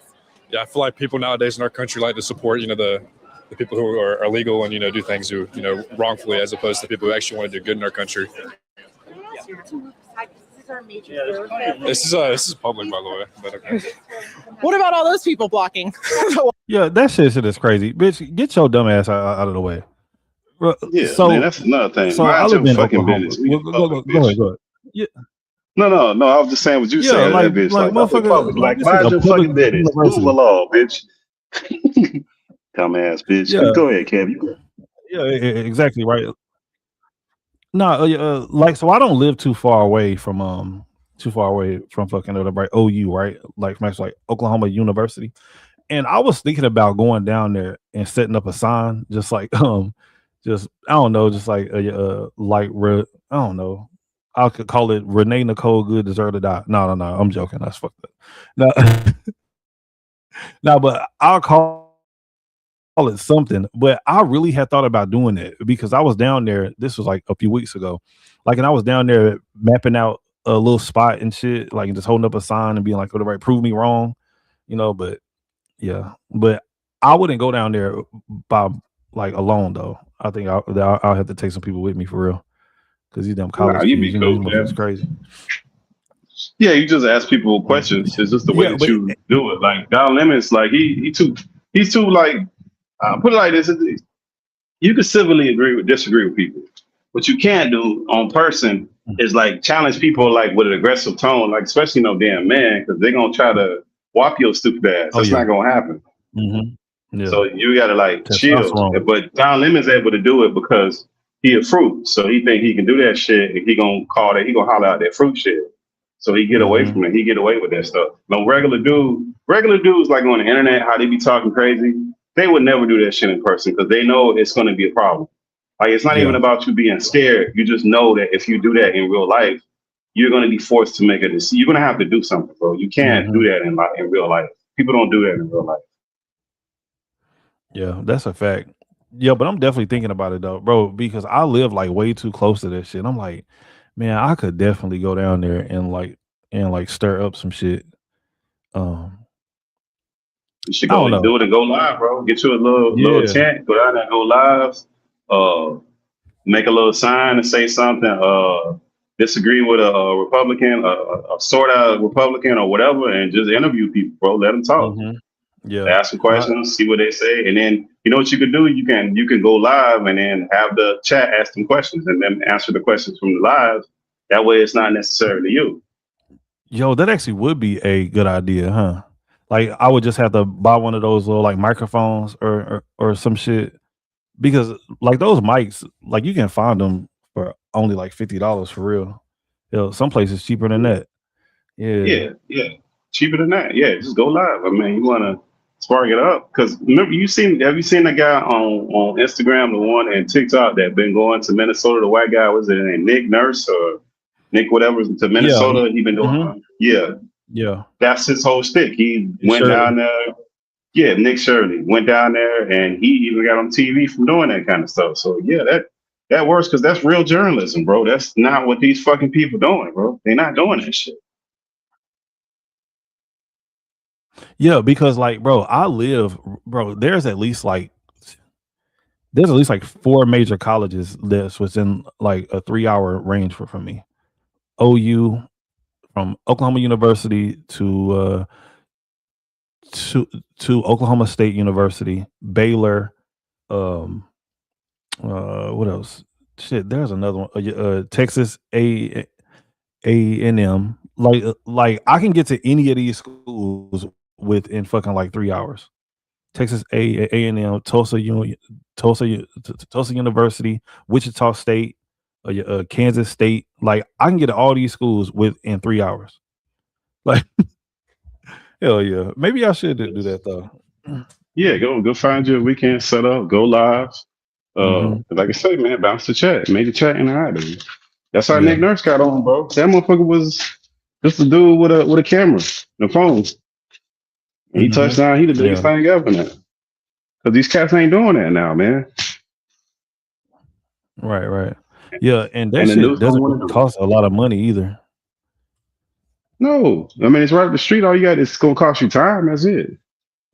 Yeah, time and a little bit of gas money. Yeah, they ain't gonna cost you nothing, but you're gonna make that back once you get popping and get in the algorithm and you actually there asking people questions and be like, yo, y'all got some questions in the chat and boom, you on. Yeah. Hell yeah. And college kids are kind of weird anyways, bro. They all across the board with college kids. That's why your boy that got hit in the neck, that's why he was going there, man. You get all kind of flavors on college campuses, man. Mm-hmm. Yeah, that's a fact. Hell yeah. Yeah, I'm gonna definitely look into that though. Yeah, for sure. Hell Yeah, that's where you need to go to, Kev.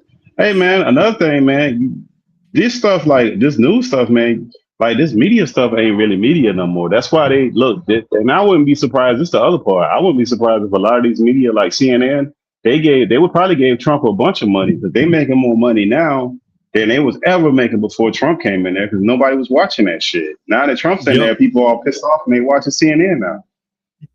Yeah, like so they was about to whatever I close up shop. I heard like all the way up until Donald Trump had like whenever he started getting into politics, like they was on their way out. Just from what I've been reading. Yeah. You're still on life support. You know they're going to be included. Yeah, they're still on life support. They're supposed to be included in that. Remember Paramount trying to buy Warner Brothers. Paramount and Netflix trying to buy Warner Brothers. Part of that deal is CNN. CNN is in that deal. Wow. So they still not going to be under the same power once it's over. Yeah. Somebody gonna buy Warner Brothers. Somebody is. I might be. No, that's fine. Shit. I wish I could. No. For real. Yeah. I'm gonna play some more of this video real quick. I'll be right back. Walk away. Okay, yeah. I'm a student here. This is all public. Yeah, it's all public. We can stand wherever we want because this is stolen land, right? That's what they always say. Oh yeah. No, it's more like conquered land, but believe what you want to believe. Hey guys, you can follow me at Her Patriot Voice. Yeah, but I do have some questions for you. Yeah. Why would you say you support ICE? Yeah, because they would get rid of these rapists and murderers that killed American women. So are all of the immigrants that come into America rapists and killers? Nope. Oh, okay, so let's get rid of these ones. You agree with that? Yeah. Okay, so you support ICE removing them? No.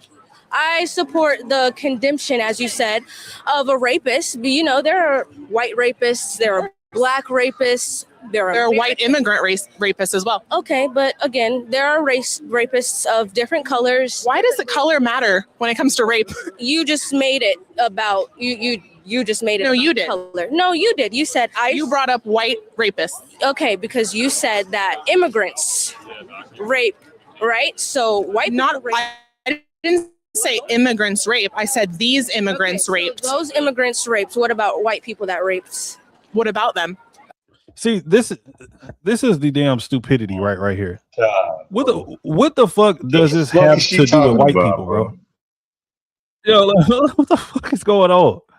So what about the white people who do it? So just because there are some white people who rape people, the state need their money back for that tuition right there, bro. That is fucking wasted tuition money right there. That bitch is dumb. Yeah. So what about the white people? What does this have to do with white people? Like, so does this mean that the people who these white people rape are more important or something? Like it don't make no sense. Let's finish it. Are there no condemnations for them? Absolutely. We're condemning rape as a whole, but if these people wouldn't have been able to enter under Biden's open border policies, these women would still be alive today. Right. So what about the people who are coming to America for a better life because they were experienced similar situations where they came from? Yeah, they can come here for a better life. I'm all for legal immigration. Legal immigration. Okay, so what about, so our president here, his name is Trump. That's a pretty racist man. How? Give me an example of his racism. News. Give me one example. Just give me one example. Watch the news. Which news? That makes a big difference. Where do you get your news from? Bro, she can't even get clothes that fit. I don't want to hear from this chick. She can't even get her clothes to fit right, bro. This is crazy, bro. She talking real crazy. Yeah. This is crazy. Just watch the news, sweetheart. There are plenty of examples. Watch the news, sweetheart. Give me one example that he's racist. Okay, Trump has flat out, flat with the racism. How? Comments, concerns. What comments? Name one comment that he said that was racist. Okay. Because if he's racist, I want to know because I don't want to support a racist. So you support Trump? I do, yeah. Can you tell me why he's racist? She supports Trump. racist. So we've been sitting here for nearly a minute now, and she has still yet to tell me one thing that Trump has said that's racist. Okay, so if we're going to be quite honest, I couldn't give you a specific. I know you can't. Oh no, I'm not done speaking. That's fucking ridiculous, bro. Damn, bro, that's fucking crazy, that's bro. crazy. You think she gonna say I was wrong? Fuck no. That's crazy. But this is how a lot of them are. A lot of them are like this. Like you ask them for examples, and they don't give you nothing. Bro, but Comments. Biden literally said he didn't want his kids to go to schools in the jungles with black people, bro. But they don't remember that. Yeah, bro. I think that Joe Biden might, well, in my lifetime, I guess, I think that Joe Biden might be the most racist president ever. Like for real. Probably Ronald Reagan and what was the one that was around when MLK was around? Him too. Oh yeah, Lyndon B. Johnson. Oh, okay, yeah. Lyndon B. Do you really Johnson. think that Reagan was racist? Yeah, they got tapes of him saying that the ER in with the ER hard ER talking about people. Shit. You know, they recorded. Yeah, he was definitely racist, bro. Yeah, even no question about it. Damn. Yeah. Well, shit. Hey. Well, I mean, shit. I guess that back then most people were racist anyway. So like, yeah. So I guess so. But then again, you know what though? Can we actually blame these people just for having like racism like that back then? Yeah. Like so. Yeah, we can blame them. Yeah, we can blame them still. No, because think about it like this, right? Like, so if I grew up like, and I was taught not to like black people, right? Like that was just the way that I was raised. Like, so just because a white person says like nigger or some shit like that, like this white person probably never had done anything bad to a black person or nothing like that, but they just say nigger, like they just think that they're less than. Like, is that bad? Still Like, racist. you know, Yeah, that's still like, racist. like you know yeah. what I'm saying? Yeah, but like just because ignorance ain't bliss in that situation, bro. Like ignorance ain't bliss because you perpetuating stuff that's not. It just ain't like that. Like, look, the problem is like the other problem with all of that when they start doing stuff like that, what they don't realize is that all of this stuff that they're doing now, especially with the immigrants, they're riding the backs of actual people who had actual problems, and this ain't no actual problem. Like those people had to fight just to be seen as human beings. That's not what we're dealing with right now. We're dealing with people who are coming here illegally for them personally to have a better life. That has nothing to do with the country as a whole. There's a process for them to come. We're supposed to feel sorry for them. That has nothing to do with oppression. It has nothing to do with segregation. Like they're trying to tie this stuff into actual racism and people actually going through stuff. That ain't what this is. And I think these young idiots, they don't even know what real racism is. They have no idea what the actual struggle is. Yeah. Yep. Yeah, because most people today who sit there and literally like complain about racism have never been through any of it. Like never. Like a lot of people had grew up around white people, like they had grew up inside of like the suburbs. Most of their interactions with these so-called white people have been like good interactions, but just because they believe this bullshit that they see on TV or like on TikTok, they automatically believe that most white people are racist. I seen a dude the other day. As a matter of fact, this was my fucking cousin. So he posted on Facebook. He had put on Facebook like that he can't wait until he gets his like fuck the KKK shirt. And I wanted to comment on that fucking picture so bad. And it's like, bro, nigga, like you've never dealt with the KKK before. Like the KKK might not even still be even like around today for real. Like, and if they are, they aren't going to bother you. Like, you know what I'm saying? Like, yeah, they still exist. They probably do. No, they exist because when I delivered years ago to a guy's house, I was one of the grand leaders down here in South Florida. So I know they exist. But them niggas they slow, man. Think about their ideology and their ranking system. They call that head guy a fucking wizard, bro. Like who the fuck calls some guy a wizard, bro? That's That's some goofy, weird shit, man. Like, them motherfuckers not that smart. Everybody else uses captains and military, like, order when they rank up leadership and stuff from every group that you can ever think of. Even the mob does that. Like, nobody uses no fucking wizardry. That's ignorant shit. Yeah. Wizard. The Grand Wizard. Let me play some more of this. I couldn't give you a specific because I don't pay attention to idiocy. And okay. That's the problem. Like, most people look at both sides just so that they can make an actual like informed the decision. But if you don't even look at the other side at all, it's like this side that you are paying attention to, like they could be telling you just like some straight up bullshit, and you don't even look at what the other side is saying at all. Like it don't make no sense. You know, it don't make no sense at all. So if you're gonna call someone racist, I think you should be able to prove it. Watch the news. Pull up a clip where he's racist. Go ahead. Oh, great. I'm so glad you asked. It must not have been racist enough to remember because you have to look it up. How do you guys feel about ICE? Oh, all of these people are thumbs up for ICE, thumbs down. People that are against ICE.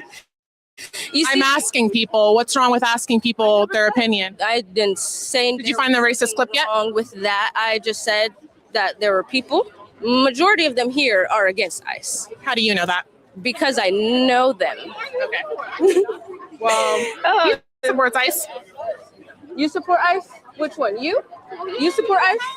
Oh, okay. I didn't think so. What does ICE stand for? Babe. Have no idea. What does ICE stand for? I don't know. That's funny. Yeah, bro, this is crazy. So you don't support something that you don't even know what it stands for? Oh, I didn't respond for a reason. Can you tell me what it stands for? No, we're gonna go back to the Trump racism. Right. Okay. You can ask me a question if you want.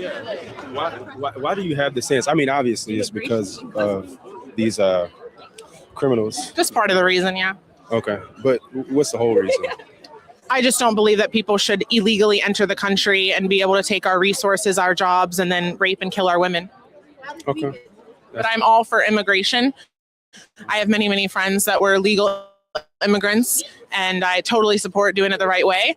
But people that are doing it illegally are not only cutting in line, but they're also actively breaking the law. And every single day that they stay in this country as an illegal immigrant, they're breaking the law.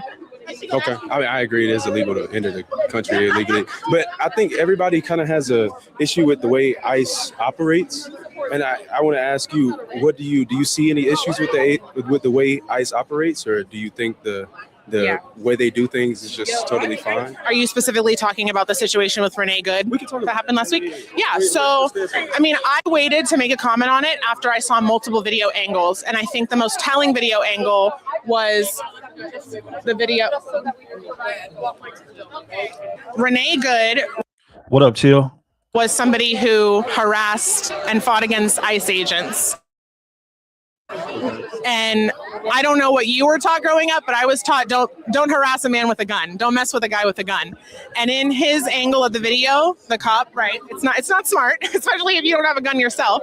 And on his angle of his point of view, Renee Good actively stepped on the gas and her car physically hit the officer. I've never been in a situation where someone was about to run over me with a car, but you know what? If I think it's between my life and being run over by a car, I'm going to choose my life. And I would have lit Renee Good ass up, lit up, and I wouldn't have felt bad about it either. Bitch, you tried to hit me. It is what it is. I mean, but my question on people that say, go ahead. Well, I mean, my one question on fools who always say that they doing it the wrong way. What kind of way do you want them to get the motherfuckers out of the country? Like, they already asked us to leave, they're not fucking leaving. So how are they supposed to get out of the country? What's the way that they're supposed to get about? I don't get this. They're not fucking leaving voluntarily, obviously.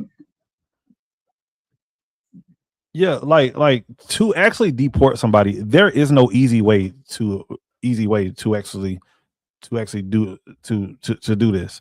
Like, nobody's going to, well, there may be some people, but the majority of people are not going to actually get deported easily. Like, it's not like you about to just like knock on somebody's door or just like write them some type of like whatever, right, deportation ticket, like, or some shit. Like, they have to be moved out by force. That's like the only way.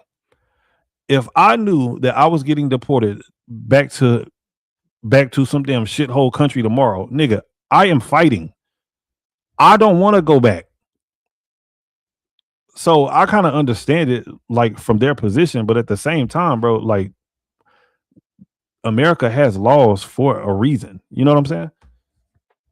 But how come they can understand that, Kev, but they say they come over here for a better life, right? Cool, I got it. I understand. I'm sympathetic towards it. But why do we throw the book at drug dealers that come from the hood, and we don't give a fuck what them niggas is going through? We want niggas to be locked up for 20-something years, and we don't give a goddamn about none of that stuff. So, like, Yeah. people pick and choose when they have empathy for people when it comes to financial situations and they do illegal shit. Like, that's the problem with all of this shit. It's selective outrage when they want to do shit. Yeah, that's a good one. So I got a homeboy of mine, bro. This dude is like a raging liberal. I'm thinking about sending him the link. Like, so, I mean, this dude is like a raging liberal. I'm talking like he got like Yeah, the send it to him, fucking Kev. purple Send hair. it to him. Send it to him. All right. Yeah, let him pull up, bro. I mean, I need some entertainment. I want to hear some funny shit. Yeah. I All need right, I'm some about to send comedy. it to I him. want to hear this So I shit, gotta dog. talk to this dude and like, all right, let me see. So me and this dude, bro, like this dude, he was my dog, man, because I had went to Job Corps with him, and this dude was like my dog, bro. Like, but then, my bad.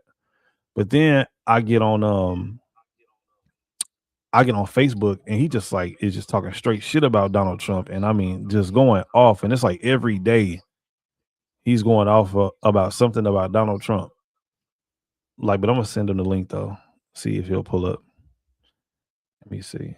Yeah, we get some comedy in here, bro. Because I mean, whatever, bro. I like listening to the bullshit because I think it's funny, like how they say he racist. I heard that a lot, and I be like, all right, cool. The same way a lady do it. What's the example? You know he is. What up, man? You you said all this crazy stuff, man. You should be able to like prove your point. Because I never heard that stuff. Oh, you cooning? No. You should be. Tell me because I'm unaware. I didn't hear it. Let me know where this man is racist at because I have never heard this shit before. I don't know where you're getting it. Yep. I'm trying to find out how. All right. Yeah, let you're me good. see. Play some more of that. All right, here. I'll play it while I figure this shit out real quick. All right. Come on. He shot straight ahead, and unfortunately, she lost her life. And she lost her life for nothing.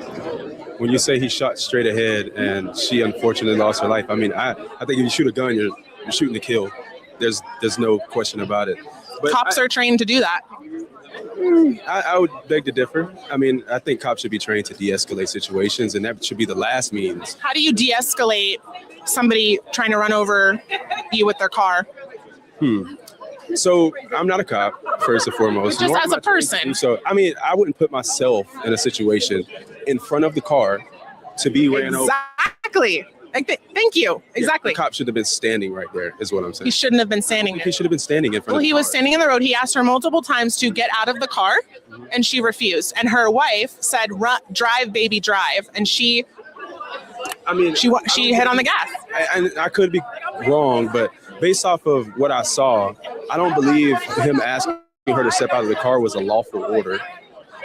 How is that not a lawful order? When a cop tells you to do something, to step out of the vehicle, she was blocking the road. That's not allowed. Yeah, but that's not a reason for you to be asking somebody to get out of the. Why not? I mean, You're illegally blocking a road? Bro, you know what? I think that this nigga had blocked me, bro. Because I started streaming on Facebook, and I think that he might have seen it because I've lost a lot of like Facebook friends ever since I started talking about like politics and shit on Facebook. So, bro, I think that the nigga had blocked me because I can't find him no more. Damn, that's wild, Kev. Yeah. Wow, bro. Yeah, bro. I have lost a lot of friends and family members just because of what I believe politically, like a lot. And it don't make no sense because like they doing this dumb shit. Like and at the same time, like it don't really bother me too much. But it's like they believe that these people that is on the other side that they actually like care about them and shit. Like the shit is nuts, bro. But yeah, bro, I really can't find that nigga no more.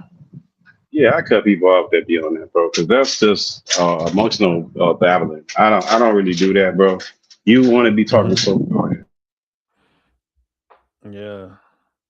Yeah, because I just talked to him the other day, and now it's like all his shit gone. The message is gone, all that gone. Yeah. Hold on, let me see. I'm gonna try one more thing. Yep, I can't find him. Oh well, fuck it. Another one bites the dust. All right, let me finish this. I've never had a cop pull me over and ask me to get out the car for anything. I mean, even if I'm That's good. Have you illegally blocked roads and harassed officers? no, I'm not that type of person to do that. Okay, so when a cop asks you to do something, whether you think you're in the right or not, the law will determine at the end of the day. To avoid it escalating and you possibly getting harmed and losing your life, I would just recommend that you comply. And she probably would have been just sent home afterwards. Possibly, I can agree with that. I think that situation escalated on both ends. But what I can say is, I think the loss of life over an issue where you're checking, it's like it's a very subjective operation that they have going, and that's just in my subjective. Like I could say you're doing X, Y, and Z, and then I'm like, okay, let me see your ID. Let me start checking this. Let me do that. I don't think they should have the authority to do anything with traffic. I don't see why he would be stopping, standing in front of the car, trying to tell her to get out. Because she was actively harassing them and maybe even was threatening things. I haven't seen every single angle of the video. I've seen most of them, but the one that was most telling was the point of view of the officer where you literally hear the car hit him. Yeah. And he goes, whoa. Body cam did come up, Yep. right? Yeah. Well, it wasn't even the body cam. It was actually on his iPhone. Oh, he recorded on his phone. Oh, they don't wear body cams? They do, but the one, he was also filming on his phone. Okay. So let me ask you, do you know why they were there? Yeah, they were responding to like rounding up some immigrants. That's what I heard. They were responding to rounding up They were responding to some immigrants that needed to be arrested, I believe. Okay. And I mean, I want to, if we're going to speak about that, I'd like to know a little bit more information than just immigrants that were they on actual investigation? Were they conducting an investigation? Were they conducting a raid? What exactly? Yeah, maybe it was a raid. I can't speak on it for sure. I can't say 100%. I probably should educate myself about that. You could agree with me that the men in these photos should have never been allowed in the country, right? Because not only were they illegal, but then they also raped women and murdered them. Nobody said come through. If you come through illegally, you've obviously jumped a fence you weren't supposed to jump or something like that. You know what I mean? Figuratively speaking. But it's like, I don't know if, and my issue isn't with necessarily these guys being arrested or deported or anything by that, because they did commit a crime, 2 of them in fact, and one of them being very, I mean, I recognize that clearly, but I think this message and the way that it's portrayed by yourself is very outspoken in a sense. And that, I am very outspoken. I see that. There's nothing wrong with being outspoken, but it comes off. I mean, the last lady you interviewed, she definitely brought race into the equation, and that's definitely a factor when it comes to this. It's my question to you. Who? I think that he's having his conservative wake up call right now. I think that he's starting to figure out, like, man, these people are full of shit.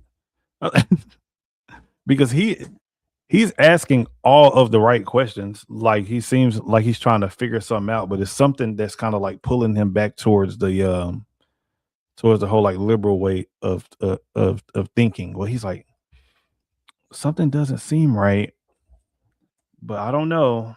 Let me ask some more questions to figure it out. Let's see. I'm sorry? To who cares about race when it comes to illegal immigrants? I want to get to that point. Okay. My thing is, okay, if we're going to conduct operations about trying to stop illegal immigration and get illegal immigrants who are criminals out of the country, how do we go about that in a way that does not cause incidents like that occurred, like we were just talking about. People just don't do that. Don't harass officers. It's very simple. I understand that. But what I'm saying is, I don't think that the need is as extreme as it ended up being. I'm saying a lady shouldn't have to die because we were trying to do something like I that. wish she would not have harassed the officer and try to run him over. I don't think the room for those situations should be able to even be a thought. So how does ICE prevent things like this from happening? How do they conduct what they need to do without disturbing anybody else? You understand what I mean? Without potentially having loss of life. And how do they legally do it? Well, Because they're legally doing their job, but it's people. Pittsburgh, you still there?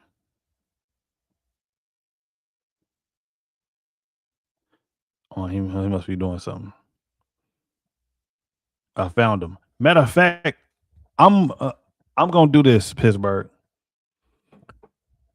I'm gonna send him the link, but I'm gonna do like a whole new show tonight. So I'm gonna come back tonight, and I'm gonna come up with a few topics, and I'm gonna basically interview him and try to figure out and try to figure out his way of thinking. So that's exactly what I'm gonna do. Appreciate y'all for coming through. Shout out to Pittsburgh. Shout out to Skywalker. Damn, who else is up here? Hoblo, NYU Outcast. Appreciate y'all for coming through, man. But I'm definitely going live later because I don't got shit up. I don't got nothing else better to do. For real. Snowed in. I'll be back tonight. Definitely. Yeah.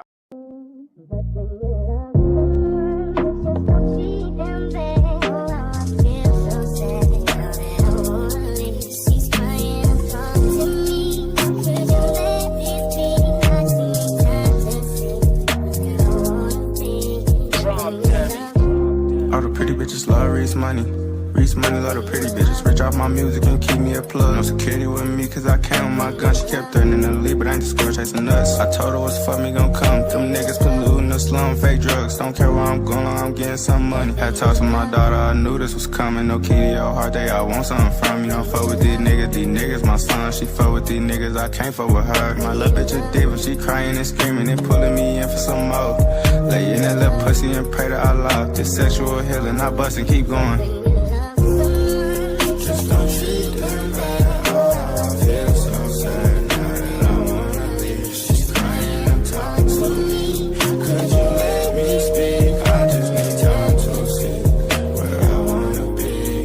When you love someone, just don't treat them bad. Oh, I feel so sad now that I wanna leave. She's crying and talking to me. Could you let me speak? I just need time to see where I wanna be. I'm all in her ear, I don't fuck, I make love. I come with a hook, I'm a cap, I take charge. My dick touch some places, make her fall in love. My thumb in her butt, she ain't felt that before. I told her eat that dick, I make love with her though. Sloppy and slow, I just put on the show. You know how it go, let me nut in your throat. Let me nut in your throat.